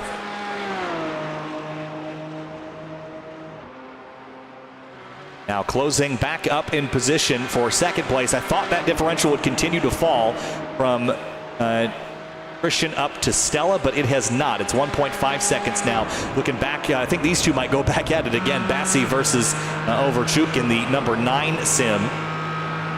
But 1.2, 1.3, that gap looks to be increasing here. 13 minutes to go. We're past halfway here at Road America. And now running up the front straightaway again. 6.7 seconds is the differential. And what did we see in race 1 versus race 2? The leader that was able to get away on lap 1 was able to just set sights and drive away from everyone behind. All the drama happening in the rearview mirror. That's the place to keep it. Malashevsky lost the lead for a moment, but kept his cool at turn 1 and was able to return to the lead by the time they left that first corner over Overchuk, who went in there with a little bit of gusto, a little too much perhaps, and fell back in position. Into the carousel here at Road America. Such a fun, fast corner, and you see the trees here. As I mentioned, it's like a Jurassic Park of racing. This is actually entering turn 8. Carousel's coming up next. And I say Jurassic Park, there was one time at Road America when I walked around the outside of the track between turns 1 and 3, and there's a pedestrian tunnel that is all overgrown and has vines and things hanging down, and there's just this concrete tunnel under a racetrack. You see the catch fencing, and you just have to imagine there's, I don't know what a race car dinosaur would look like, but if there was one, it would live there. And it's just such a cool place. I grew up in Rochester, New York, local to Watkins Glen, so that's probably one of my favorites in the country. But Road America has to be my very close second favorite.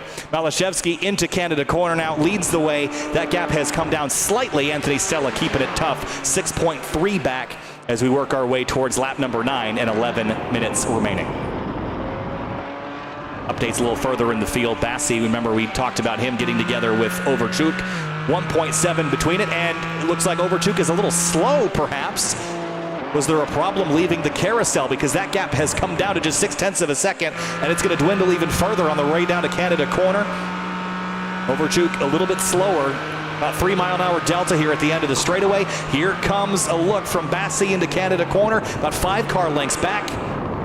Oh, Overchuk's off in the gravel, drops a tire. You see the pebbles bouncing wildly as they leave the corner up through Billy Mitchell Bend. This is a battle for 6th on here at Road America at Sim Racing Chicago. All comes down to this final corner to accelerate your run onto the front straight. A good run there, though, by Overchuk to maintain that differential for now. But this is the closest battle on the racetrack. We'll keep you here. Half a second is the delta as they come up over the crest and complete their 8th lap, start lap number 9, with 10 minutes to go. Last race, we completed 13 laps. Looks like that's the estimation for this one as well. And Bassi, a little bit wide through turn 1, didn't get it down to the curbing and lost about 1/10 or 2 of a second. Ooh, really hot into turn 3. Pushed the braking zone a bit too far in a critical area. I liken turn 3 here at Road America to turn 7 at Michelin Raceway Road Atlanta. There's such a critical corner that you have to apex late, get back on throttle as soon as you can to really maximize the following straightaway. At Road Atlanta, it leads into really one of your only passing opportunities. That's into turn 10A, the chicane. Here, turn 5. It's similar to a couple other corners, so you have more passing chances here than you do at Road Atlanta, but similar how those two corners lead you in and how you have to prioritize the exit and not the entry. Slow in, fast out. It's the classic race car driver saying, but you can't give up much on braking because then you'll get past yourself. So it's a constant battle between turning in and a little bit late and getting that good run or maybe giving up a little bit on entry. 8 seconds, 7.8 now between the two leaders. 9 minutes to go, and how about this? Back to about 1.2 seconds between these two, Bassi and Overchuk. Oh, they're both going to go wide at the exit at turn number 10. They're both in the wall. Overchuk and Bassi both crash simultaneous spins. If this was a drift session, they'd be winning it, but it is not. And here comes another driver behind them to overtake. That is going to be Bohan driving by both of them. He'll pick up 2 for 1 in that situation there. They're both digging themselves out of the gravel. And here comes, that was Sinkevicius driving on by. But let's go back and have a look at what happened to these 2 drivers that were vying for position, battling amongst themselves, and just kind of synchronized spins, both running wide and both into the fence. It happens quickly. A little bit too wide. Again, this is probably an example of target fixation, watching the driver ahead of you, and you lose kind of the context of where you're driving. And one driver ahead of you pushes wide, you'll follow him off track and you'll both crash at the same time. That looked like a little bit of target fixation to me.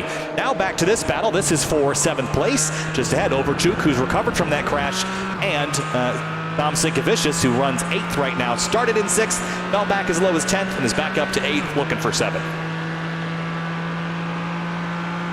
Under the gantry here, 8 minutes to go, about 4 laps remaining.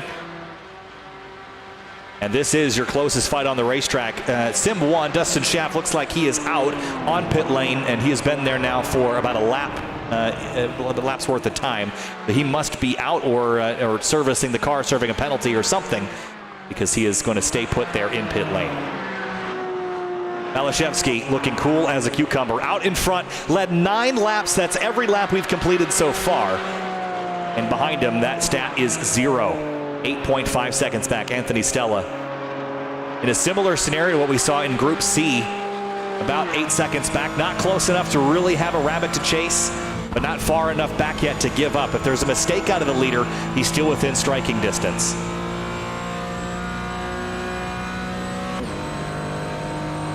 Canada corner to braking zone here. You get the car back to the left right as the track straightens. You're on the brakes using the ABS. Down to the curbing there, then throttling up using the traction control on corner exit. And in the Porsche Cayman here in iRacing, it's just an on-off, but because we've got a fixed setup here, that traction control is locked. You can't change it, can't adjust it. And why would you? The traction control in this car is good enough that I think you're going to want it on. Back to 5th place is BJ Alvarez, and right behind him, that's sim number 7. That is driven that's Nelson. We've got Alvarez that he's chasing. So this is a battle for 4th. 2 seconds between these 2. There they are in the one shot, entering turn 14, the final corner, coming to what should be 3 laps to go, as Malashevsky has passed the start-finish line.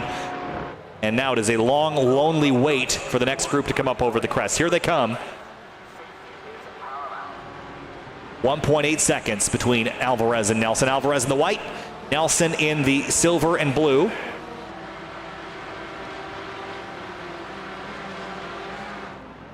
Into turn 1 here, Road America. Fast corner. It's a lot faster than you think it is. It's a 4th gear turn in a Porsche Cayman GT4 car.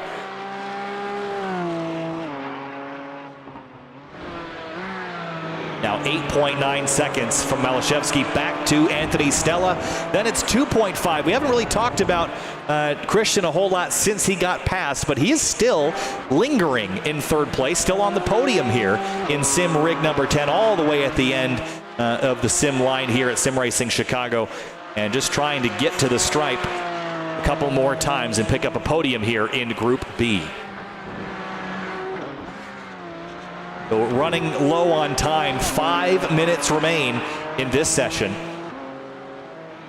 And then our final race of the day will follow up. That is the 10 fastest drivers going for the biggest prizes on the day here at Sim Racing Chicago. But Malashevsky might be 1 spot short of having made it into the final race of the day, but certainly is showing that he's got pace to run up front.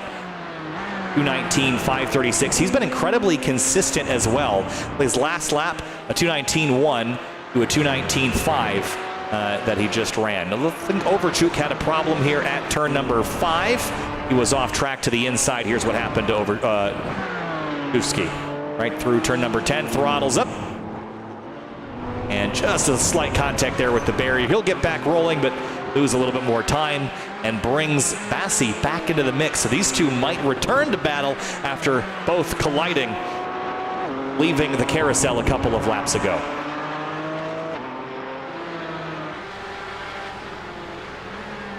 Two laps remaining here, and Anthony Stella is not making any headway. Well, that's not true. He's made 0.3 of a second out of a 9-second advantage, so he's got a lot more work to do. And this time, trouble for Bohan at the exit of the kink. He has found himself in the wall, loses 1 spot, 2 spots now as past goes Dom Sinkevicius. Here is what happened to Bohan, leaving the kink, and this is probably going to be a classic.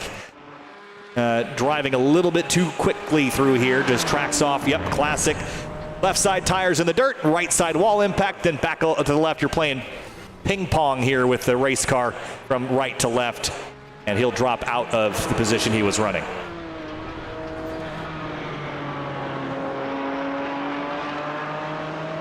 Malashevsky a lap and a half away from picking up a victory and that second tier prize. Again, all the winners of all the heats are going to get track time at Autobahn Country Club. The Group A group is going to get to race in WRL or in Champ Car, but Groups B and C, they're going to get Autobahn Country Club track time. Private coaching included with the win for this one for Malashevsky if he can bring it home. 9 seconds ahead of Anthony Stella. Stella trying everything, every trick he's got in the book.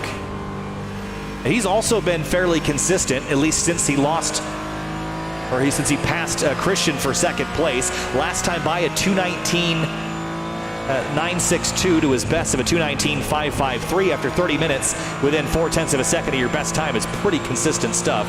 And I think we've had more problems now. I think Bohan's hit pit lane. Did he drive down there or did he reset down there? Looks like he drove. So Bohan going to park it for this one with a couple minutes remaining. Not done just yet. Alvarez, though, and Stu Nelson. This one could get volatile before it doesn't. 1.7 seconds between these two now. Little understeer there for Stu Nelson, but jumps off throttle before it becomes a problem.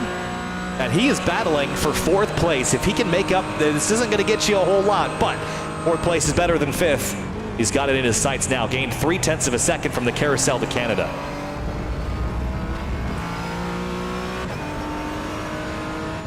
Accelerating up towards the start-finish line, all the while under the gantry. White flag is waving. There is 1 lap to go. Malashevsky already to turn 3. 2nd and 3rd are in turns 3 and 1 respectively. And then you have to look a little further back to find Alvarez and Stu Nelson battling for 4th. This is really the only position I could see swapping without some drama or a mistake from any other driver here in the field. Alvarez trying to cling to P4. On the final lap. 4 miles and 14 corners remain. Now make it 13 as Alvarez navigates the fast right-hand turn number 1. But Nelson is closing.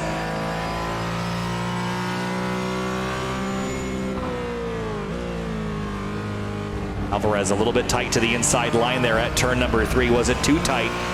Lost some ground, but he actually gained it back on corner exit and got a pretty good run, and the delta is growing from 4th to 5th. It's 1.4 as they head onto the back straightaway, so that should be fairly safe for Alvarez as long as he doesn't make a mistake the second half of the lap. And nice clean run through turn number 5 for Alvarez, same for Nelson. Up into turn 6 now. And all the while out front, Malashevsky has led every single lap of this race. Didn't lead every moment of it, though. Think back to the start. The green flag dropped, and for just a second, it was Overchuk that was in command of the race, but gave it back almost as quickly as he got it. And since then, it's been Malashevsky leading in the number 6 car. The red and white Porsche heads up the hill through Billy Mitchell Bend for the final time. And Malashevsky, 1 more corner to navigate and up through the gears one last time here at Road America. Group B coming to the checkers this time through. Checkered flag will be waving, and it will be Malashevsky in the number 6 sim winning at Road America. Gets it done. 9-second advantage over second place. And Anthony Stella, best he could do is second. He will take it and take it home. Second place for the number 3 sim. Sim number 10 brings it home. Christian, podium in this one. Alvarez, 2.7 clear, now 2.8 clear of Stu Nelson. And BJ Alvarez heads up the hill. It will be a top 5 for sim number 5. And across the line, BJ, P5 in the 5 car. And just behind him, Stu Nelson up 5 positions, jumped in with very little practice, very little time to get it done. P5 for the number 10. And then last corner now for the number 8 of Dom Sinkevicius. Didn't have the race I'm sure he would have liked, but it'll be P6 for the number 8 car. And following him back up to the stripe is the 9th place car, Greg Overchuk. And this is a driver in a car that I think we could have expected to see really have a strong performance, but it just came down to a couple mistakes, and that was all it took. Checkered flag on Group B here. And in just a moment, we'll show you the results for this race and then bring you into an intermission before this final race of the day. Here is a look at your session results. Top of the board, Michael Malashevsky, Anthony Stella, and Christian in that number 10 in 3rd place. BJ Alvarez, Stu Nelson, Dom Sinkevicius, Greg Overchuk, Dustin Bassey, Bohan, and Dustin Schaff, your top 10. We'll be back in about 15 minutes with the resumption of the broadcast and race number 3, the final race. This is the big one, the big grand prize given out in just a couple minutes. Stay with us.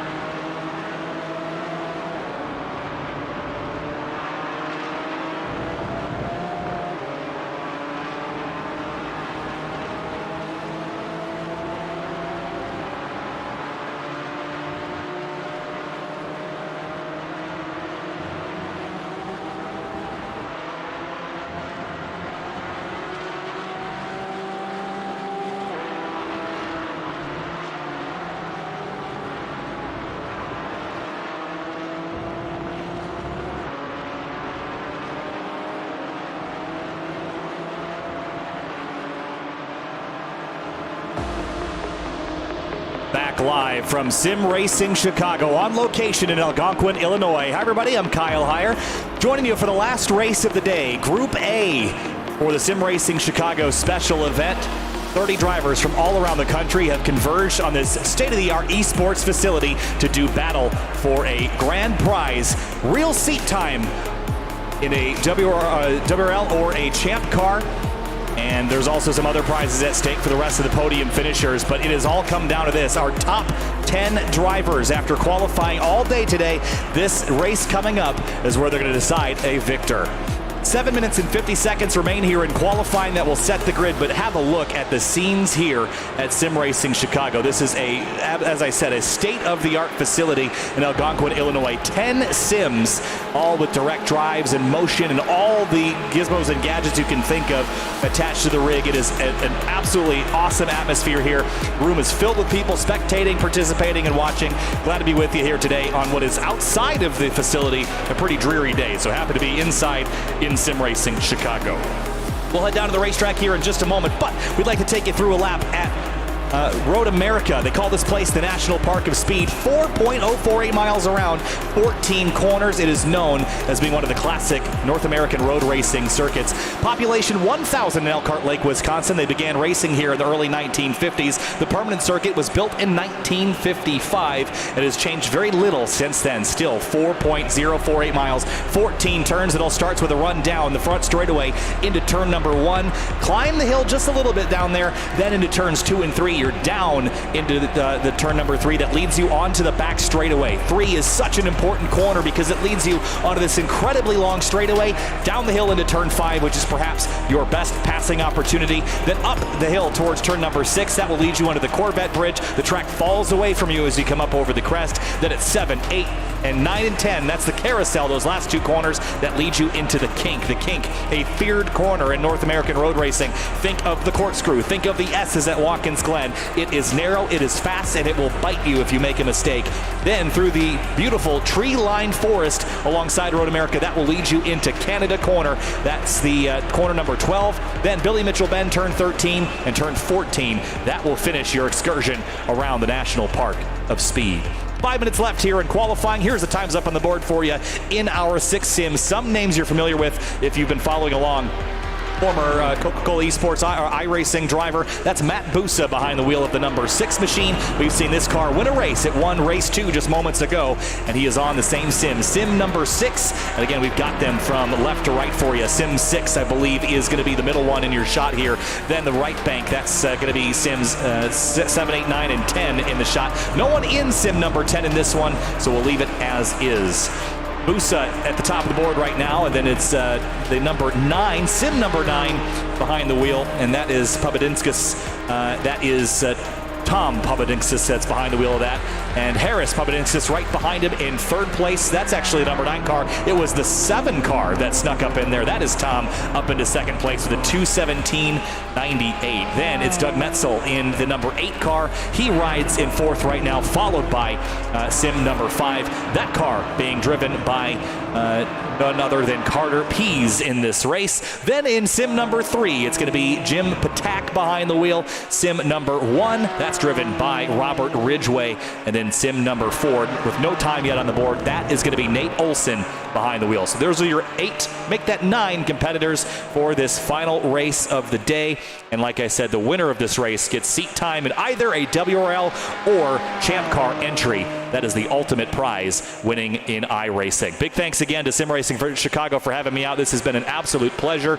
Hope to be with you some more in the future. But thanks for joining us here wherever you're watching, whether you're here or online, following along in real time. 4 minutes left here in qualifying, and times continue to get laid down. Best time for Busa is a 2:17.283. He just ran that, and these are the fastest drivers of the day. We've ran Group C, Group B, and now Group A. This is the cream of the crop. This is the top of the line of the drivers that have been here today.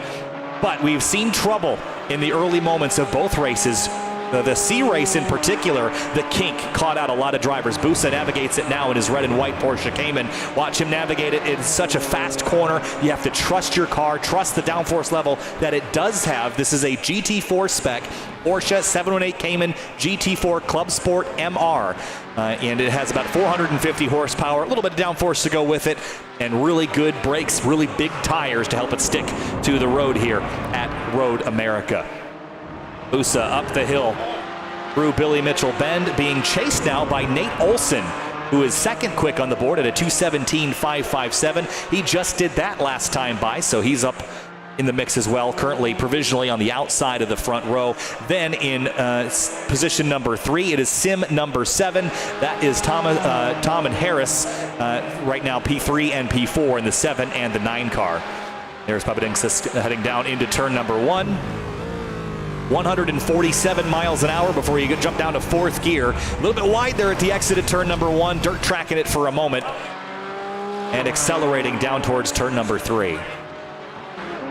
Very close between Doug Metzel in sim number 8 and in Carter Pease's position. He's only 90 thousandths behind the 5th place car, so that's going to be a tight gap there. It's a 2:18.367 to a 2:18.457 between those two.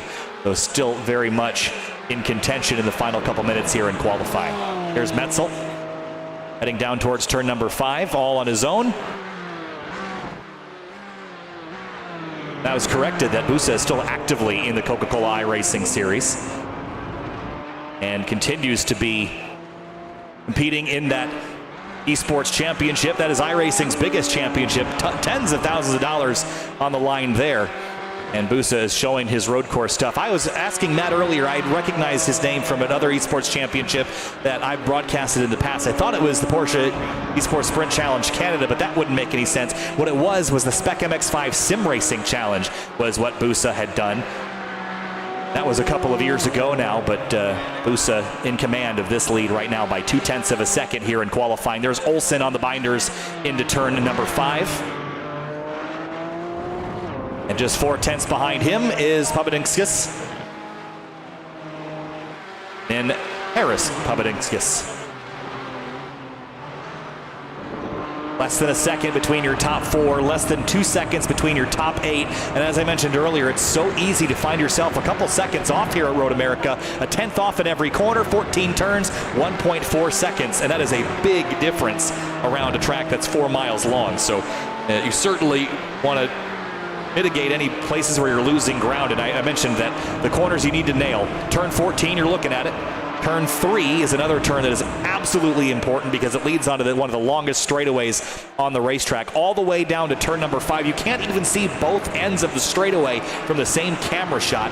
Ditto with turns 10 and the kink, that turn number 11, because that will lead all the way down the back straightaway, or what is, I guess you could consider a straightaway, into Canada Corner, probably your 3rd, maybe 4th passing opportunity on the racetrack. As we saw earlier, a lot of 90-degree bends here at Road America. Your passing zones, turns 1, 3, 5, 6, 8, and 12. Those are the best spots to do it. You can do it elsewhere, but you have to be forceful with it. Even turn 6 in particular on the opening lap can get you in trouble as the track falls away from your car heading over the crest. There's one last look at Road America, the National Park of Speed. Checkered flag flies here on qualifying. Drivers can complete their flying laps, and Busa looks like he's going to roll to a stop. In chase is Nate Olson, who does a 2:17.499. It is not good enough because Busa just ran the first 2:16 that we've seen today, a 2:16.989, the fastest lap we've seen all afternoon here at Sim Racing Chicago. Other drivers finishing up their laps now.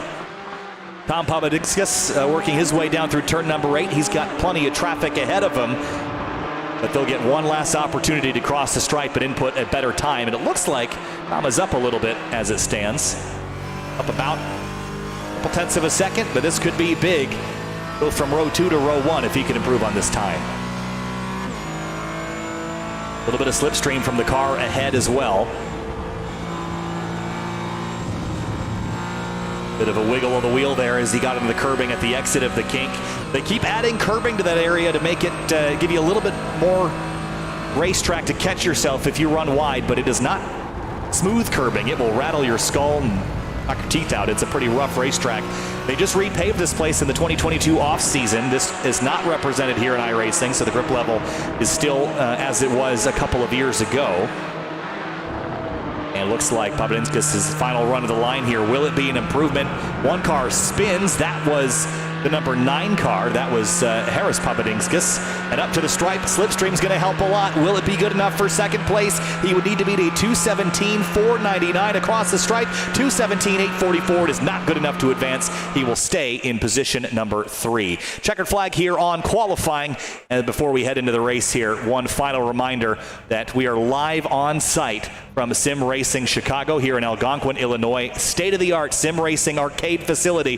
This is really, if you're a sim nerd and you're in the Chicago area, come check this out. It's about a 45-minute drive from Chicago downtown, and let me tell you, this is one of the best set-up places I've ever seen like this, and I don't think there's a lot of places like this in general. It's just such a cool facility, and happy to be a part of it.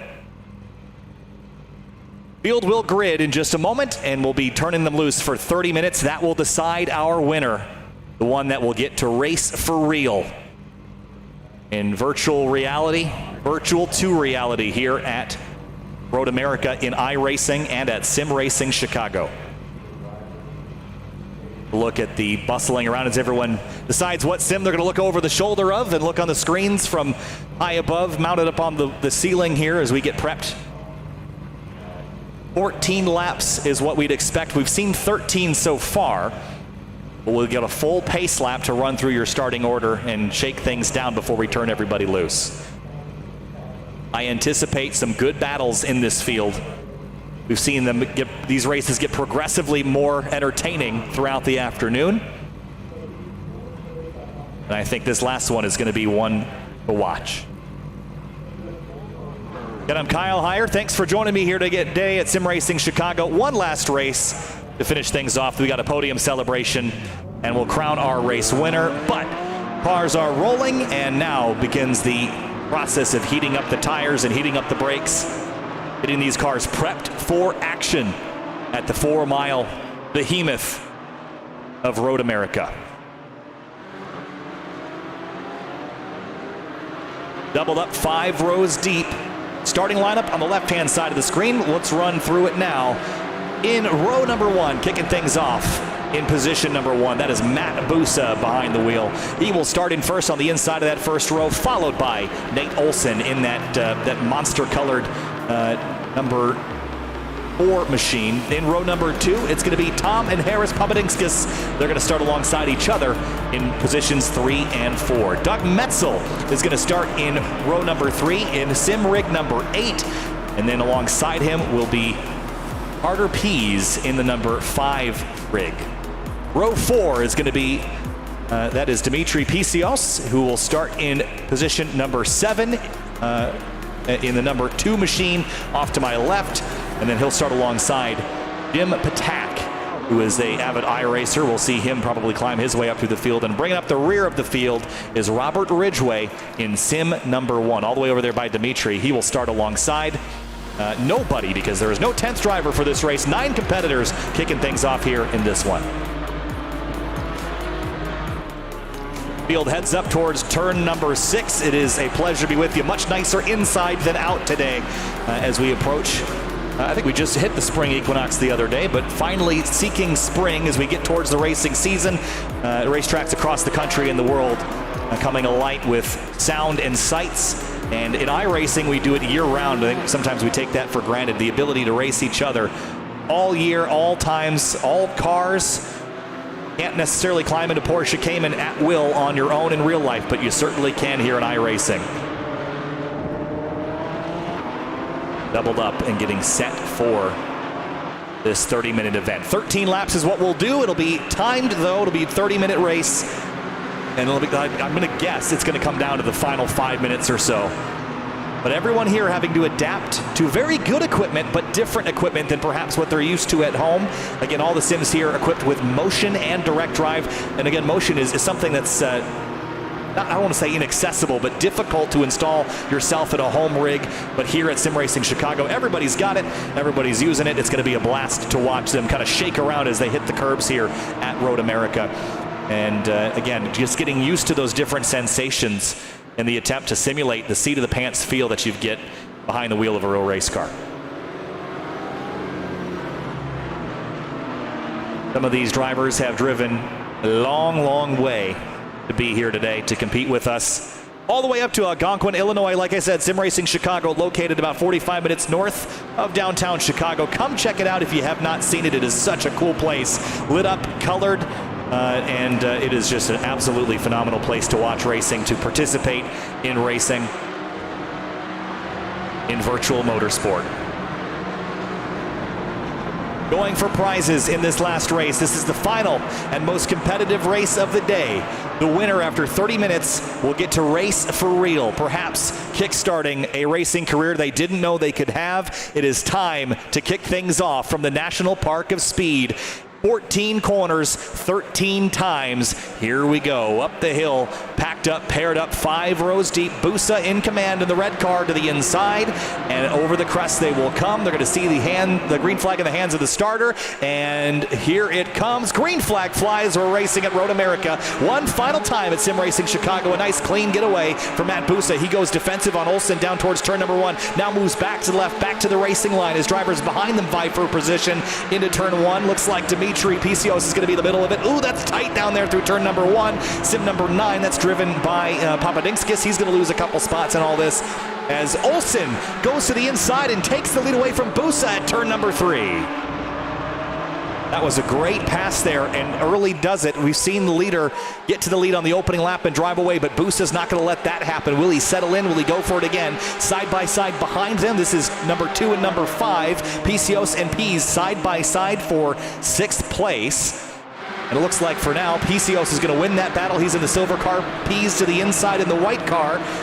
Took a swipe at him at corner number 5, but did not get alongside him, so they will remain nose to tail. Here comes Pease now up the inside at turn 6. This is tough on the opening lap. It's a tight, narrow corner. Pass complete. Give Pease P6. Picios will drop into 7th place now. Going the wrong direction here early, but will throttle up and try to carry on. Nate Olsen, though, look at the drive that he has done so far. Passed Busa in turn 3 and has put 0.6 of a second on him by the time they hit the carousel. Now in 3rd place is number 7. That's Tom Papadinskis, and behind him Doug Metzel and Harris Papadinskis. This is for 4th.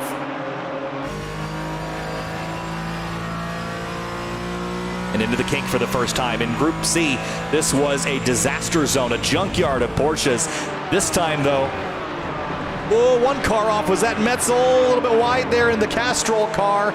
Keeps it on course. That was Metzel, and man, that was dicey there for a moment. And even, how about some side-by-side? Jim Patak here. He is battling with Robert Ridgway down into Canada Corner. Another great passing opportunity, but another place that is kind of a pinch point when you're side-by-side. Ridgway in the number 1 car is going to, looks like he's going to drop in behind Jim Patak, who takes over 8th place.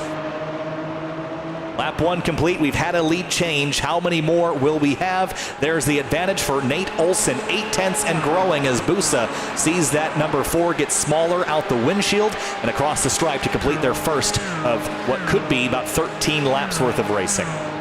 Maybe 14 here with the pace that we're running in this one versus the previous 2. We'll see how it shakes out. Line to stern, everyone made it through without any incidents on the first lap. 6.5 seconds covering our 9-car field after 1 lap of racing. Still many left to go. An eye on Tom Papadinskis closing in on Busa here. This is at turn 3. Focusing out the windshield best he can because he's got Harris Papadinskis right behind him.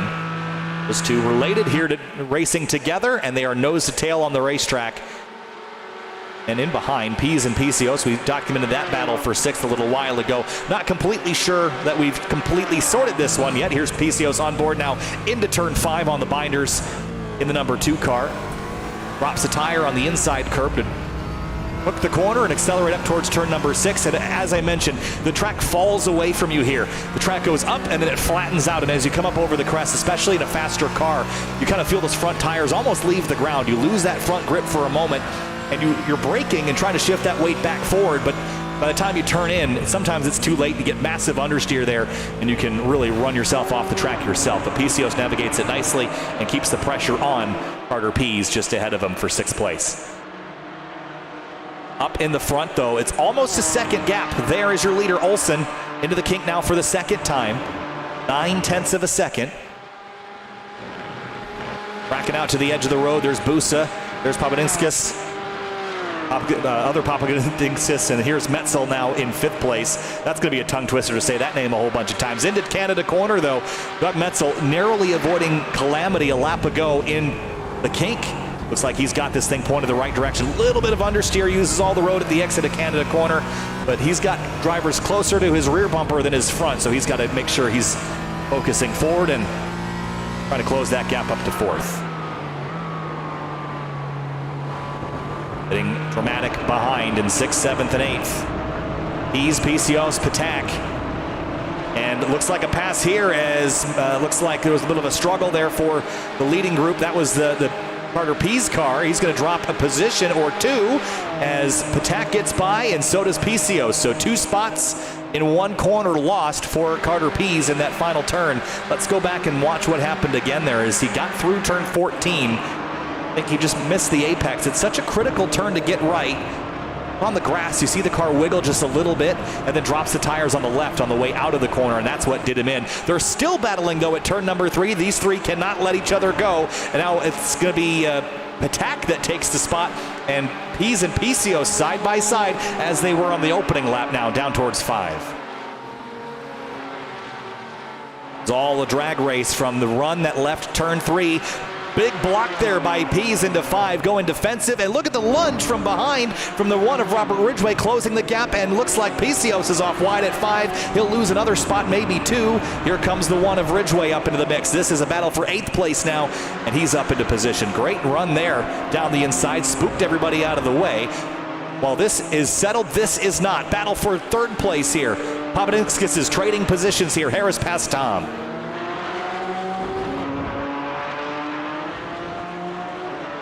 Into the carousel now, nose to tail. They've just traded positions. Maybe to see if Harris can put any more pressure on Matt Busa up in 2nd place. The gap to them, 2.8 seconds. Through the kink, following so closely. Even in a GT4 car, you have to watch the wash on the nose.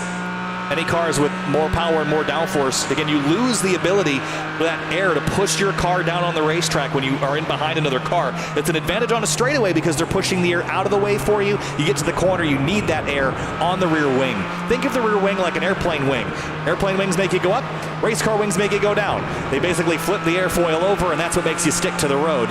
And you need all the air you can get to make it do that as these drivers continue to battle for 3rd place here. Leaving turn 14. Harris is off. Tom goes back by. They trade positions, but he's also going to lose a spot here to Doug Metzel, who takes the run to the inside and grabs 4th place away from Harris. The pass for position there as we approach 10 minutes into this race, and for 8th place. Ridgway, but not for long because PCOS is back and ready to party. Here he comes in the mix. Takes a look into turn 1. Later on the brakes, no. Just trying to spook Ridgway into overdriving. He did not do it, though. Great defense from Ridgway to stay focused out the windshield and not get distracted by PCOS in the mirror, popping out of line. That is just a distraction tactic to make you look up for just a moment and go, where did that car go? And while you're looking around, you're going to miss your mark. Down the straightaway now. Here comes PCOS in the slipstream, trailing that number 1 car. Will he do the same thing at 5 as he did at 1? Late brakes from Ridgway. PCOS rolls off the brakes a little sooner in the braking zone, but look at the run he gets out at turn 5.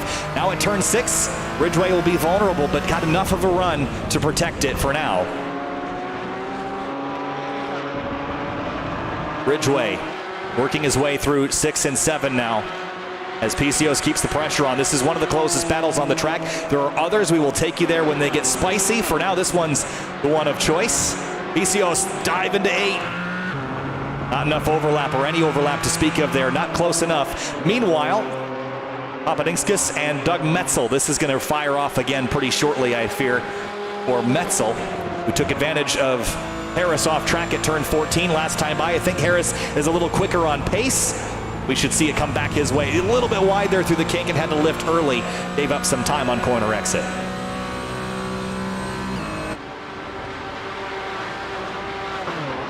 into Canada corner.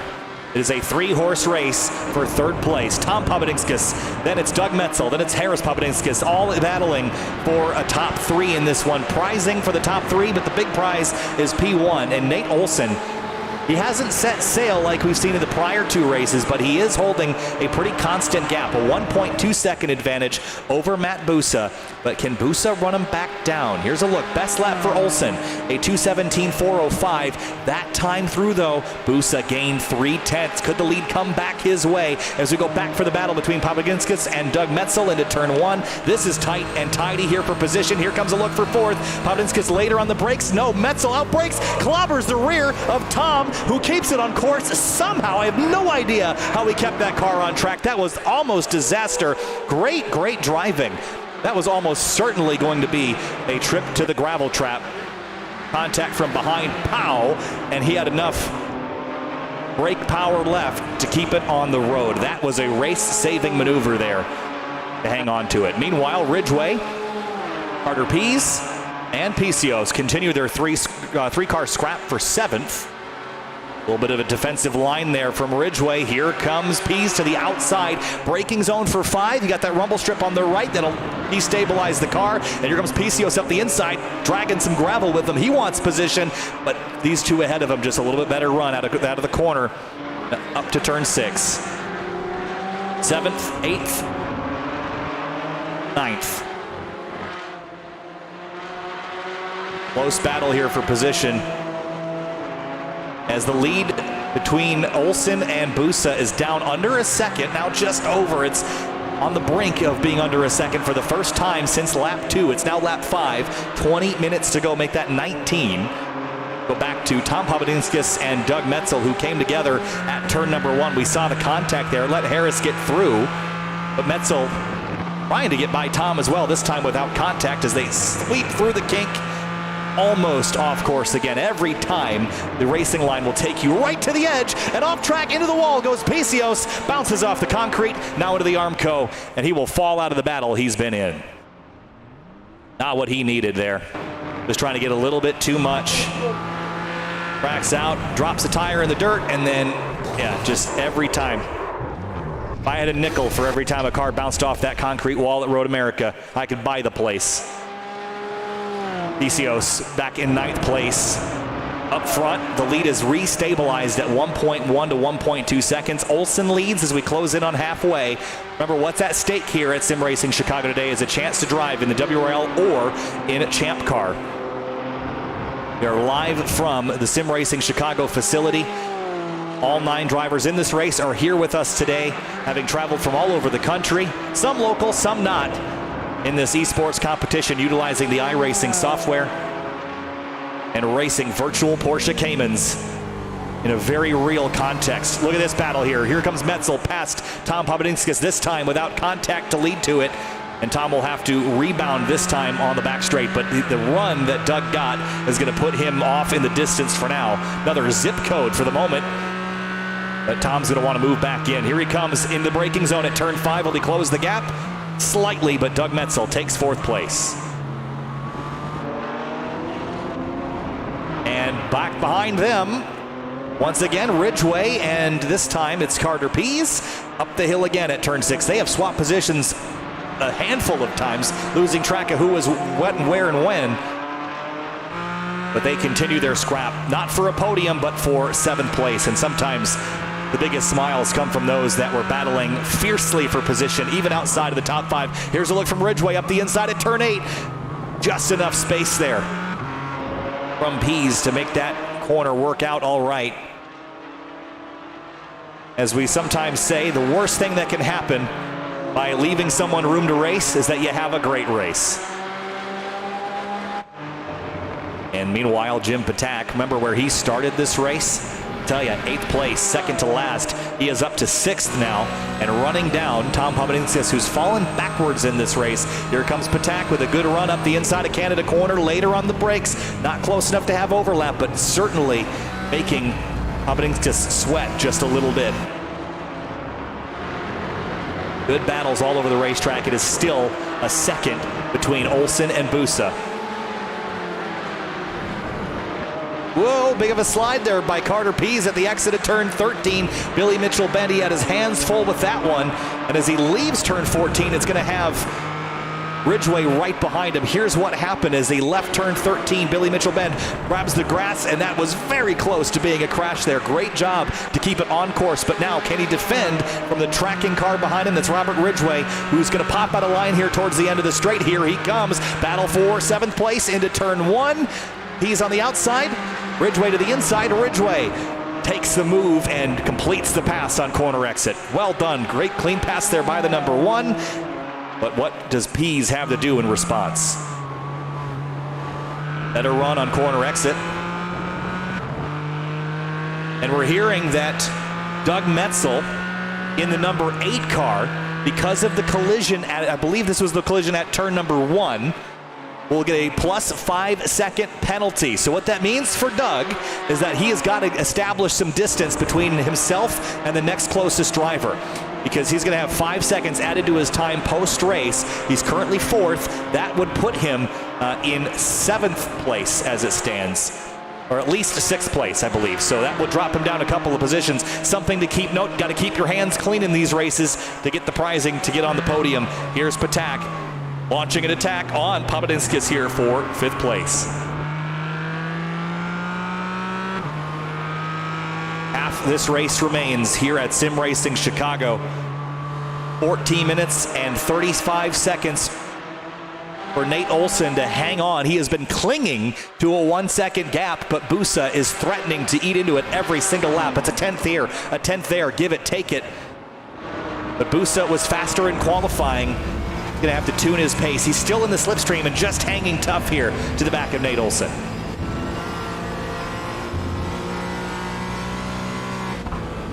And behind, Ridgway and Pease back at it again, this time in Canada corner. He's a little bit of a shallow entry to the turn. Drop the right side tires in the dirt. That will slow him up just momentarily, but still one of the closest battles on the track, as is this one, Patak and Tom Papadinskis. Remember that 5-second penalty for Doug Metzel. That would drop him out of 4th place. So effectively the battle behind, for now, is the battle for 4th place, unless Metzel can gain at least 5 seconds of an advantage on those that he leads.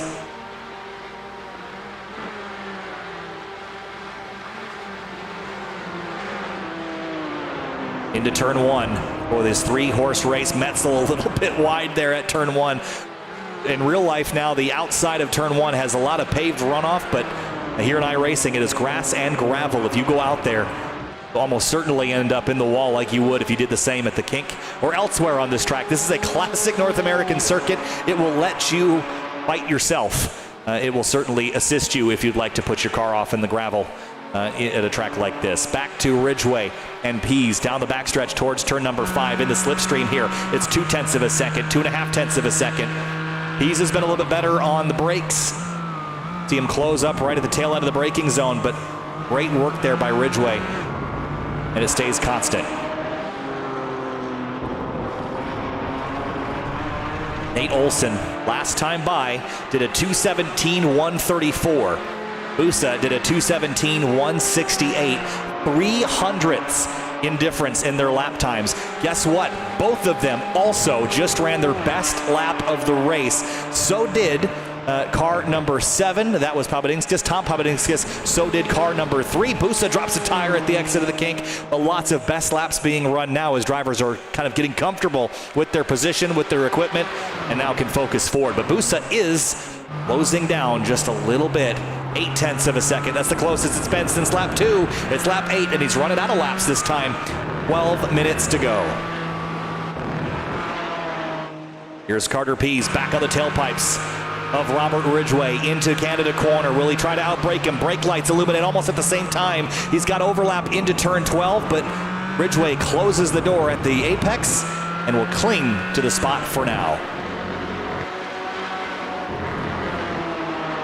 Through Billy Mitchell-Bendt.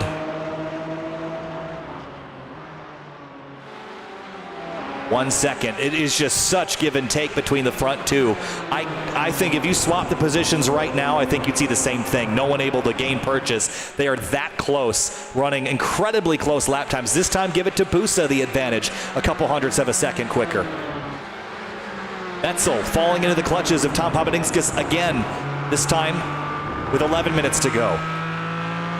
Last time these two were nose to tail, it was Metzel behind Tom, gave him a boot, collected a 5-second penalty that he will have to serve post-race.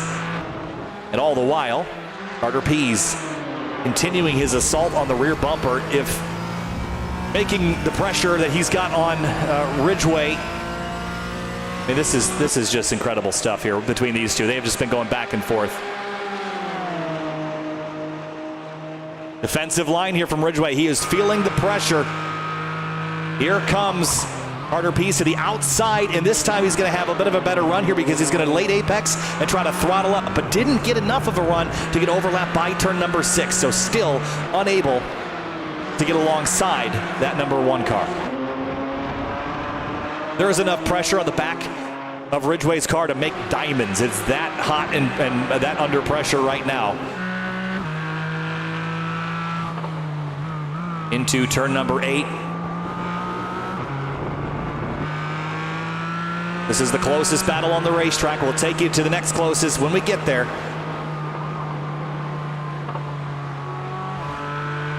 Navigating through the carousel here at almost 100 miles an hour, now over 100, as they leave turn 10 and head to the kink, following this closely behind into this corner. This is ill-advised, but he's almost there. So close, right to the rear bumper. Ridgway's got it, and Pease wants it. Here he comes, looking left, looking right. He would go through him if he could. Now down the inside into Canada corner, just like a lap ago. And just like a lap ago, Ridgway defends, but slips slightly on exit. This is a phenomenal battle, and it isn't even for the front spot. They are going at it in an all-out brawl here for position number 7 here at Road America, the Sim Racing Chicago special event. Remember, we're on location live at Sim Racing Chicago here in Algonquin, Illinois, 45 minutes north of Chicago, and enjoying what otherwise would be a pretty dreary day outside. We're inside in iRacing and competing for prizes. Across the stripe, 9 minutes left. 146 miles an hour for Carter Pease into turn 1. Slightly off the apex was Robert Ridgway. You see the gap just close just a little bit. It's feet and inches that we're going for, not yards. If he could just get past him, I feel the same about Busa and Olsen. If he could just pass him, it sounds easy, doesn't it? Then I think the roles would be reversed. It's so challenging to find an advantage that if Busa were able to get around Olsen, I think he'd be able to hang on to it, but it still remains 9/10. This whole gap has been within really 3 to 4 tenths of a second since the drop of the green flag.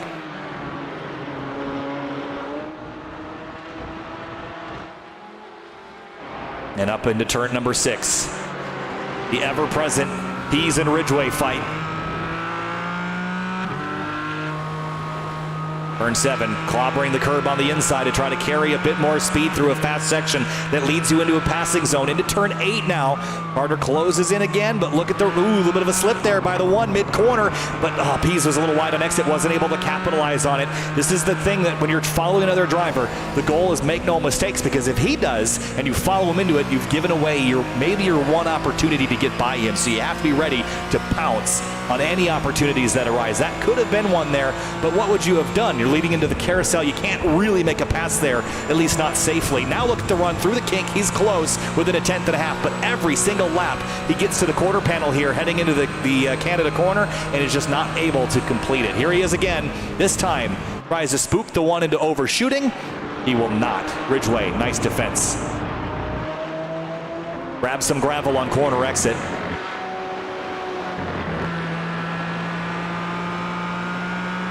All the while, the timer ticking down. 6 minutes and 52 seconds remain. Working lap 11 of an estimated 14. Now here's the difference. This group is a little bit faster than the previous one. So if this estimation is correct, we could get 1 extra lap, which might change the dynamics of how some of these battles formulate. Remember, we're running on time. So if we get back to the stripe with 2 minutes and 16 seconds remaining, it's going to be very close whether or not it's a white flag lap. We'll keep our eyes on how the time unfolds, but Busa needs every moment he can get. This is the longest 6 minutes of Nate Olsen's life and the shortest of Busa's. make this an hour-long race, and I think Bussa would like the opportunity to maybe undercut on a pit stop or something. No pit stops. It's a sprint race all the way. Same here, although this has been a battle of endurance even in only 25 minutes of action. Carter Pease, a big run here. Hops out of line to the left. Is he going to try to outbrake Ridgway into turn 5? Yes, he does. Later on the brakes into 5. Up the inside, Ridgway leaves space, and Carter Pease passes for 7th place. Finally. Now, will Ridgway give it up just yet? I think not, but loses some ground here. It'll take him a lap or two to regain some momentum to get back by, but I don't think that battle's quite done yet. 9/10 of a second is all that separates Nate Olson from Matt Bussa. Through the kink. Ooh, Olson drops a tire on the left, keeps the wheel straight. That's the key there. If you get off wide, just hold the wheel straight. If you try to pull it back to the right, you got that left rear tire loaded up on the grass. It's going to be a bad day, so you really have to take advantage of the extra runoff you've got there and straighten the wheel out, take to the grass just for a moment instead of pulling the car back on course. But the lead is dwindling, half a second now. That was a great sector for Matt Bussa. It was over 0.8 of a second, now down to just 6 as they leave turn 14. This time through, 4 minutes and 53 seconds remain, and Olson, maybe a bead of sweat formulating now as we approach the last few laps here at Road America and Sim Racing Chicago. It is game on here at the front. Bussa now with an enhanced slipstream a little bit closer. That lead car will push a little bit more air out of the way and let Bussa close up even more. It's 4/10 into turn 1. Last time by, a 2:16.9.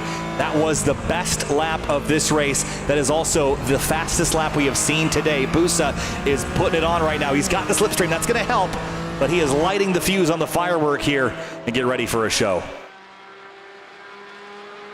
0.3 of a second. While this is happening, quick glance back to Pease and Ridgway. They're not done yet. Neither are the leaders. Olson has led this entire race, but with 3 laps to go, is feeling pressure from Bussa behind at turn number 5. It's down to 3.5 of a second. Bussa drops a tire in the gravel as they head up the hill towards turn number 6, and he is running out of time. Once you get there, passing is a whole different thing than getting to you. It's just such a different concept. You can close up the gap, and making that pass, that final surge, is sometimes the most challenging part of all.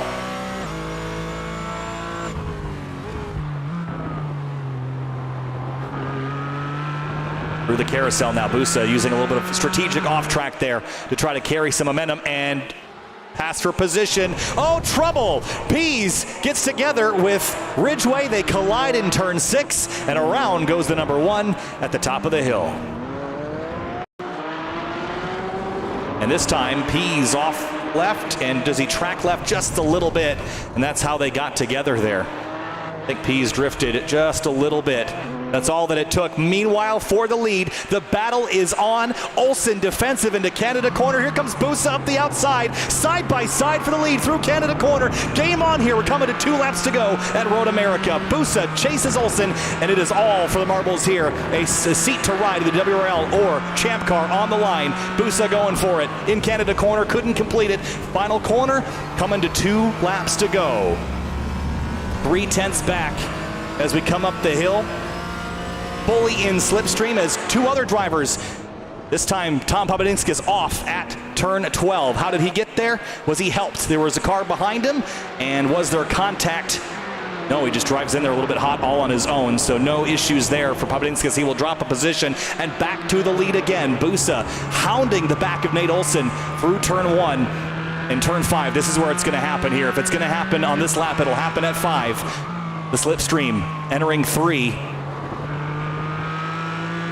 Olson got a really good launch out of turn 3. That will help protect. You see him weaving from right to left to try to break that draft here. It's almost like Talladega. You got lines of cars forming up. Watch IndyCar. They do the same thing at Indianapolis, weaving to break the draft. Olson is feeling it right now. 0.2 back. Here comes Bussa to the braking zone at 5. Wider entry. Later apex. Excellent line for Bussa. Up to turn 6 now.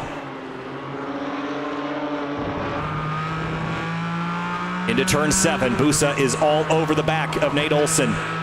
Moments from the checkered. 1 minute and 22 seconds left on the clock. Into turn number 8 now. Checking back in on the start cam, make sure we're not under white flag. We are not, so we should be getting one more lap after this one. We shouldn't be coming back to the checkers just yet. It's going to be close. Busa right behind Nate Olson. He's going to have about 6 miles left as they head through the kink. That's all he's going to have left to get by Nate Olson, who has led this entire race. Through the kink.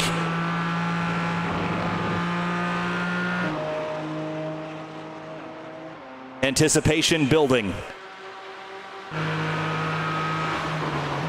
Olson defending slightly, about mid-track there, entering Canada corner. Busa is so close, seeing opportunity potentially slip away. 34 seconds remain on the clock this time. Through Billy Mitchell Bend. Busa will have 1 lap left to dispatch Olson. A slide there. You saw the counter steer, the correction, and he loses some ground. It's half a second now as they come up over the crest. White flag will be waving. 1 lap to go from Sim Racing Chicago here in Algonquin, Illinois, battling for prizing, and Busa lost some ground there. Half a second is the difference. He's got 4 miles to make up what he can.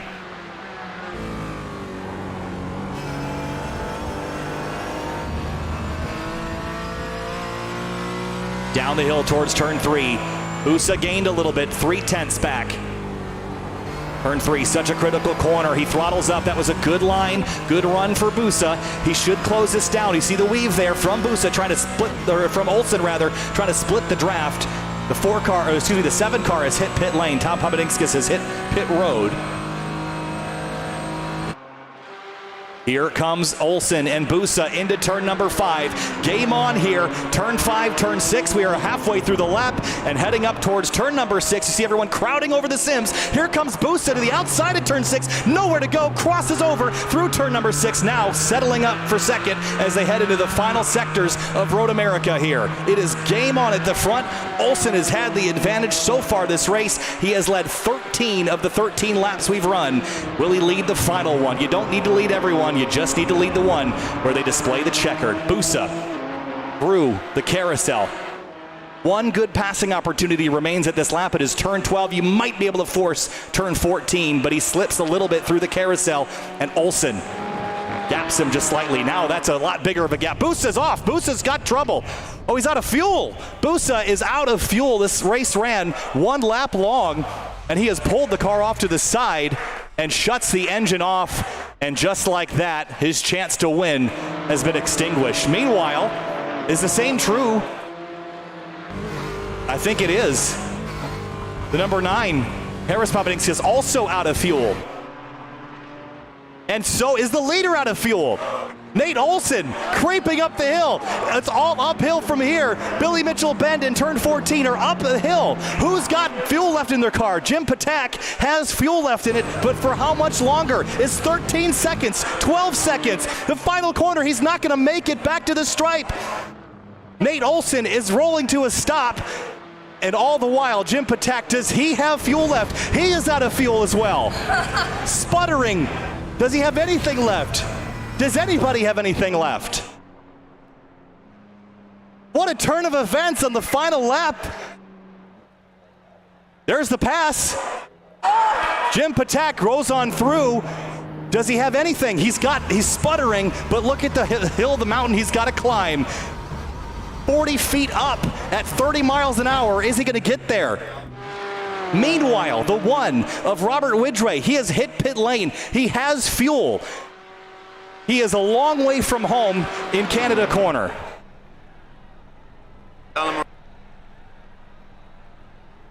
Up the hill, and he's going to stop. Meanwhile, here comes the 1. But we are told that the way that this is going to finish is by where they were on the white flag lap. So this is all for naught for the number 1. But the final corner, here comes the 1, accelerating up the straightaway, refueled the car, and although he will actually technically finish the race first, we're going to go back a prior lap to set the finishing order of this one. So after all the dramas here at Sim Racing Chicago, celebration will go to Nate Olson for winning this race. 10-second penalty for Carter Pease for causing a collision, and a 5-second penalty for Doug Metzel. But we'll have to go back and look at how things were a lap ago to set the finish. The race ran one extra lap because of the pace that Busa and Olsen were setting, and that extra lap was enough to run the tanks out of fuel. What a dramatic and wild way to end this race. That was unbelievable. I would show you results, but they're not going to be accurate because we had to go back a lap. So we'll get you the finishing results here in just a moment, but that was insane. We'll take a breather for a moment. We'll update you in just a minute how things finished out here at Sim Racing Chicago.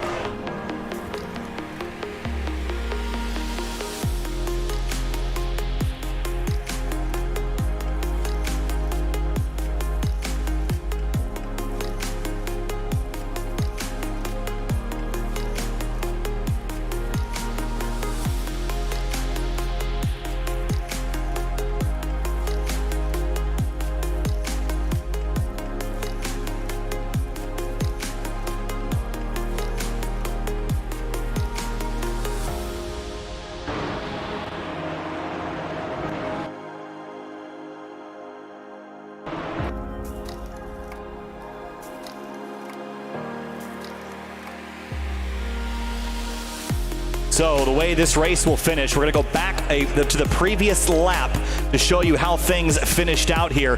The dramas in the late moments of this one. The winner of this race, we declared to be the driver that was leading at the white flag lap, which this was your battle for the victory here. It was Nate Olsen over Matt Busa, but it was so close. Where was Olsen here on the timing and scoring? There's Nate Olsen.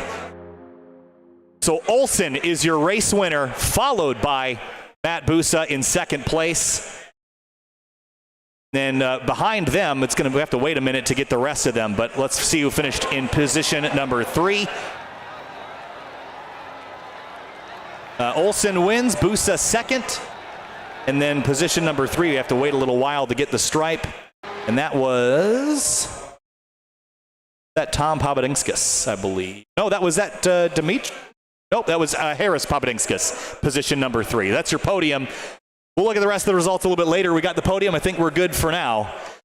But a dramatic, wild, and crazy finish to this one here from Road America. And just to remind you what happened, the prior races were 13 laps, which was the distance we could run on fuel. Busa and Olsen set a fervent pace, one that was fast enough to go one extra lap, and it was all they needed was to slow down a couple seconds. They would have run one lap less. They would have made it to the stripe, but the drama, regardless, was a wild one to watch. But that will do it for this for now. We'll stop back in a minute with an update. That was race number 3, the final race here from Sim Racing Chicago.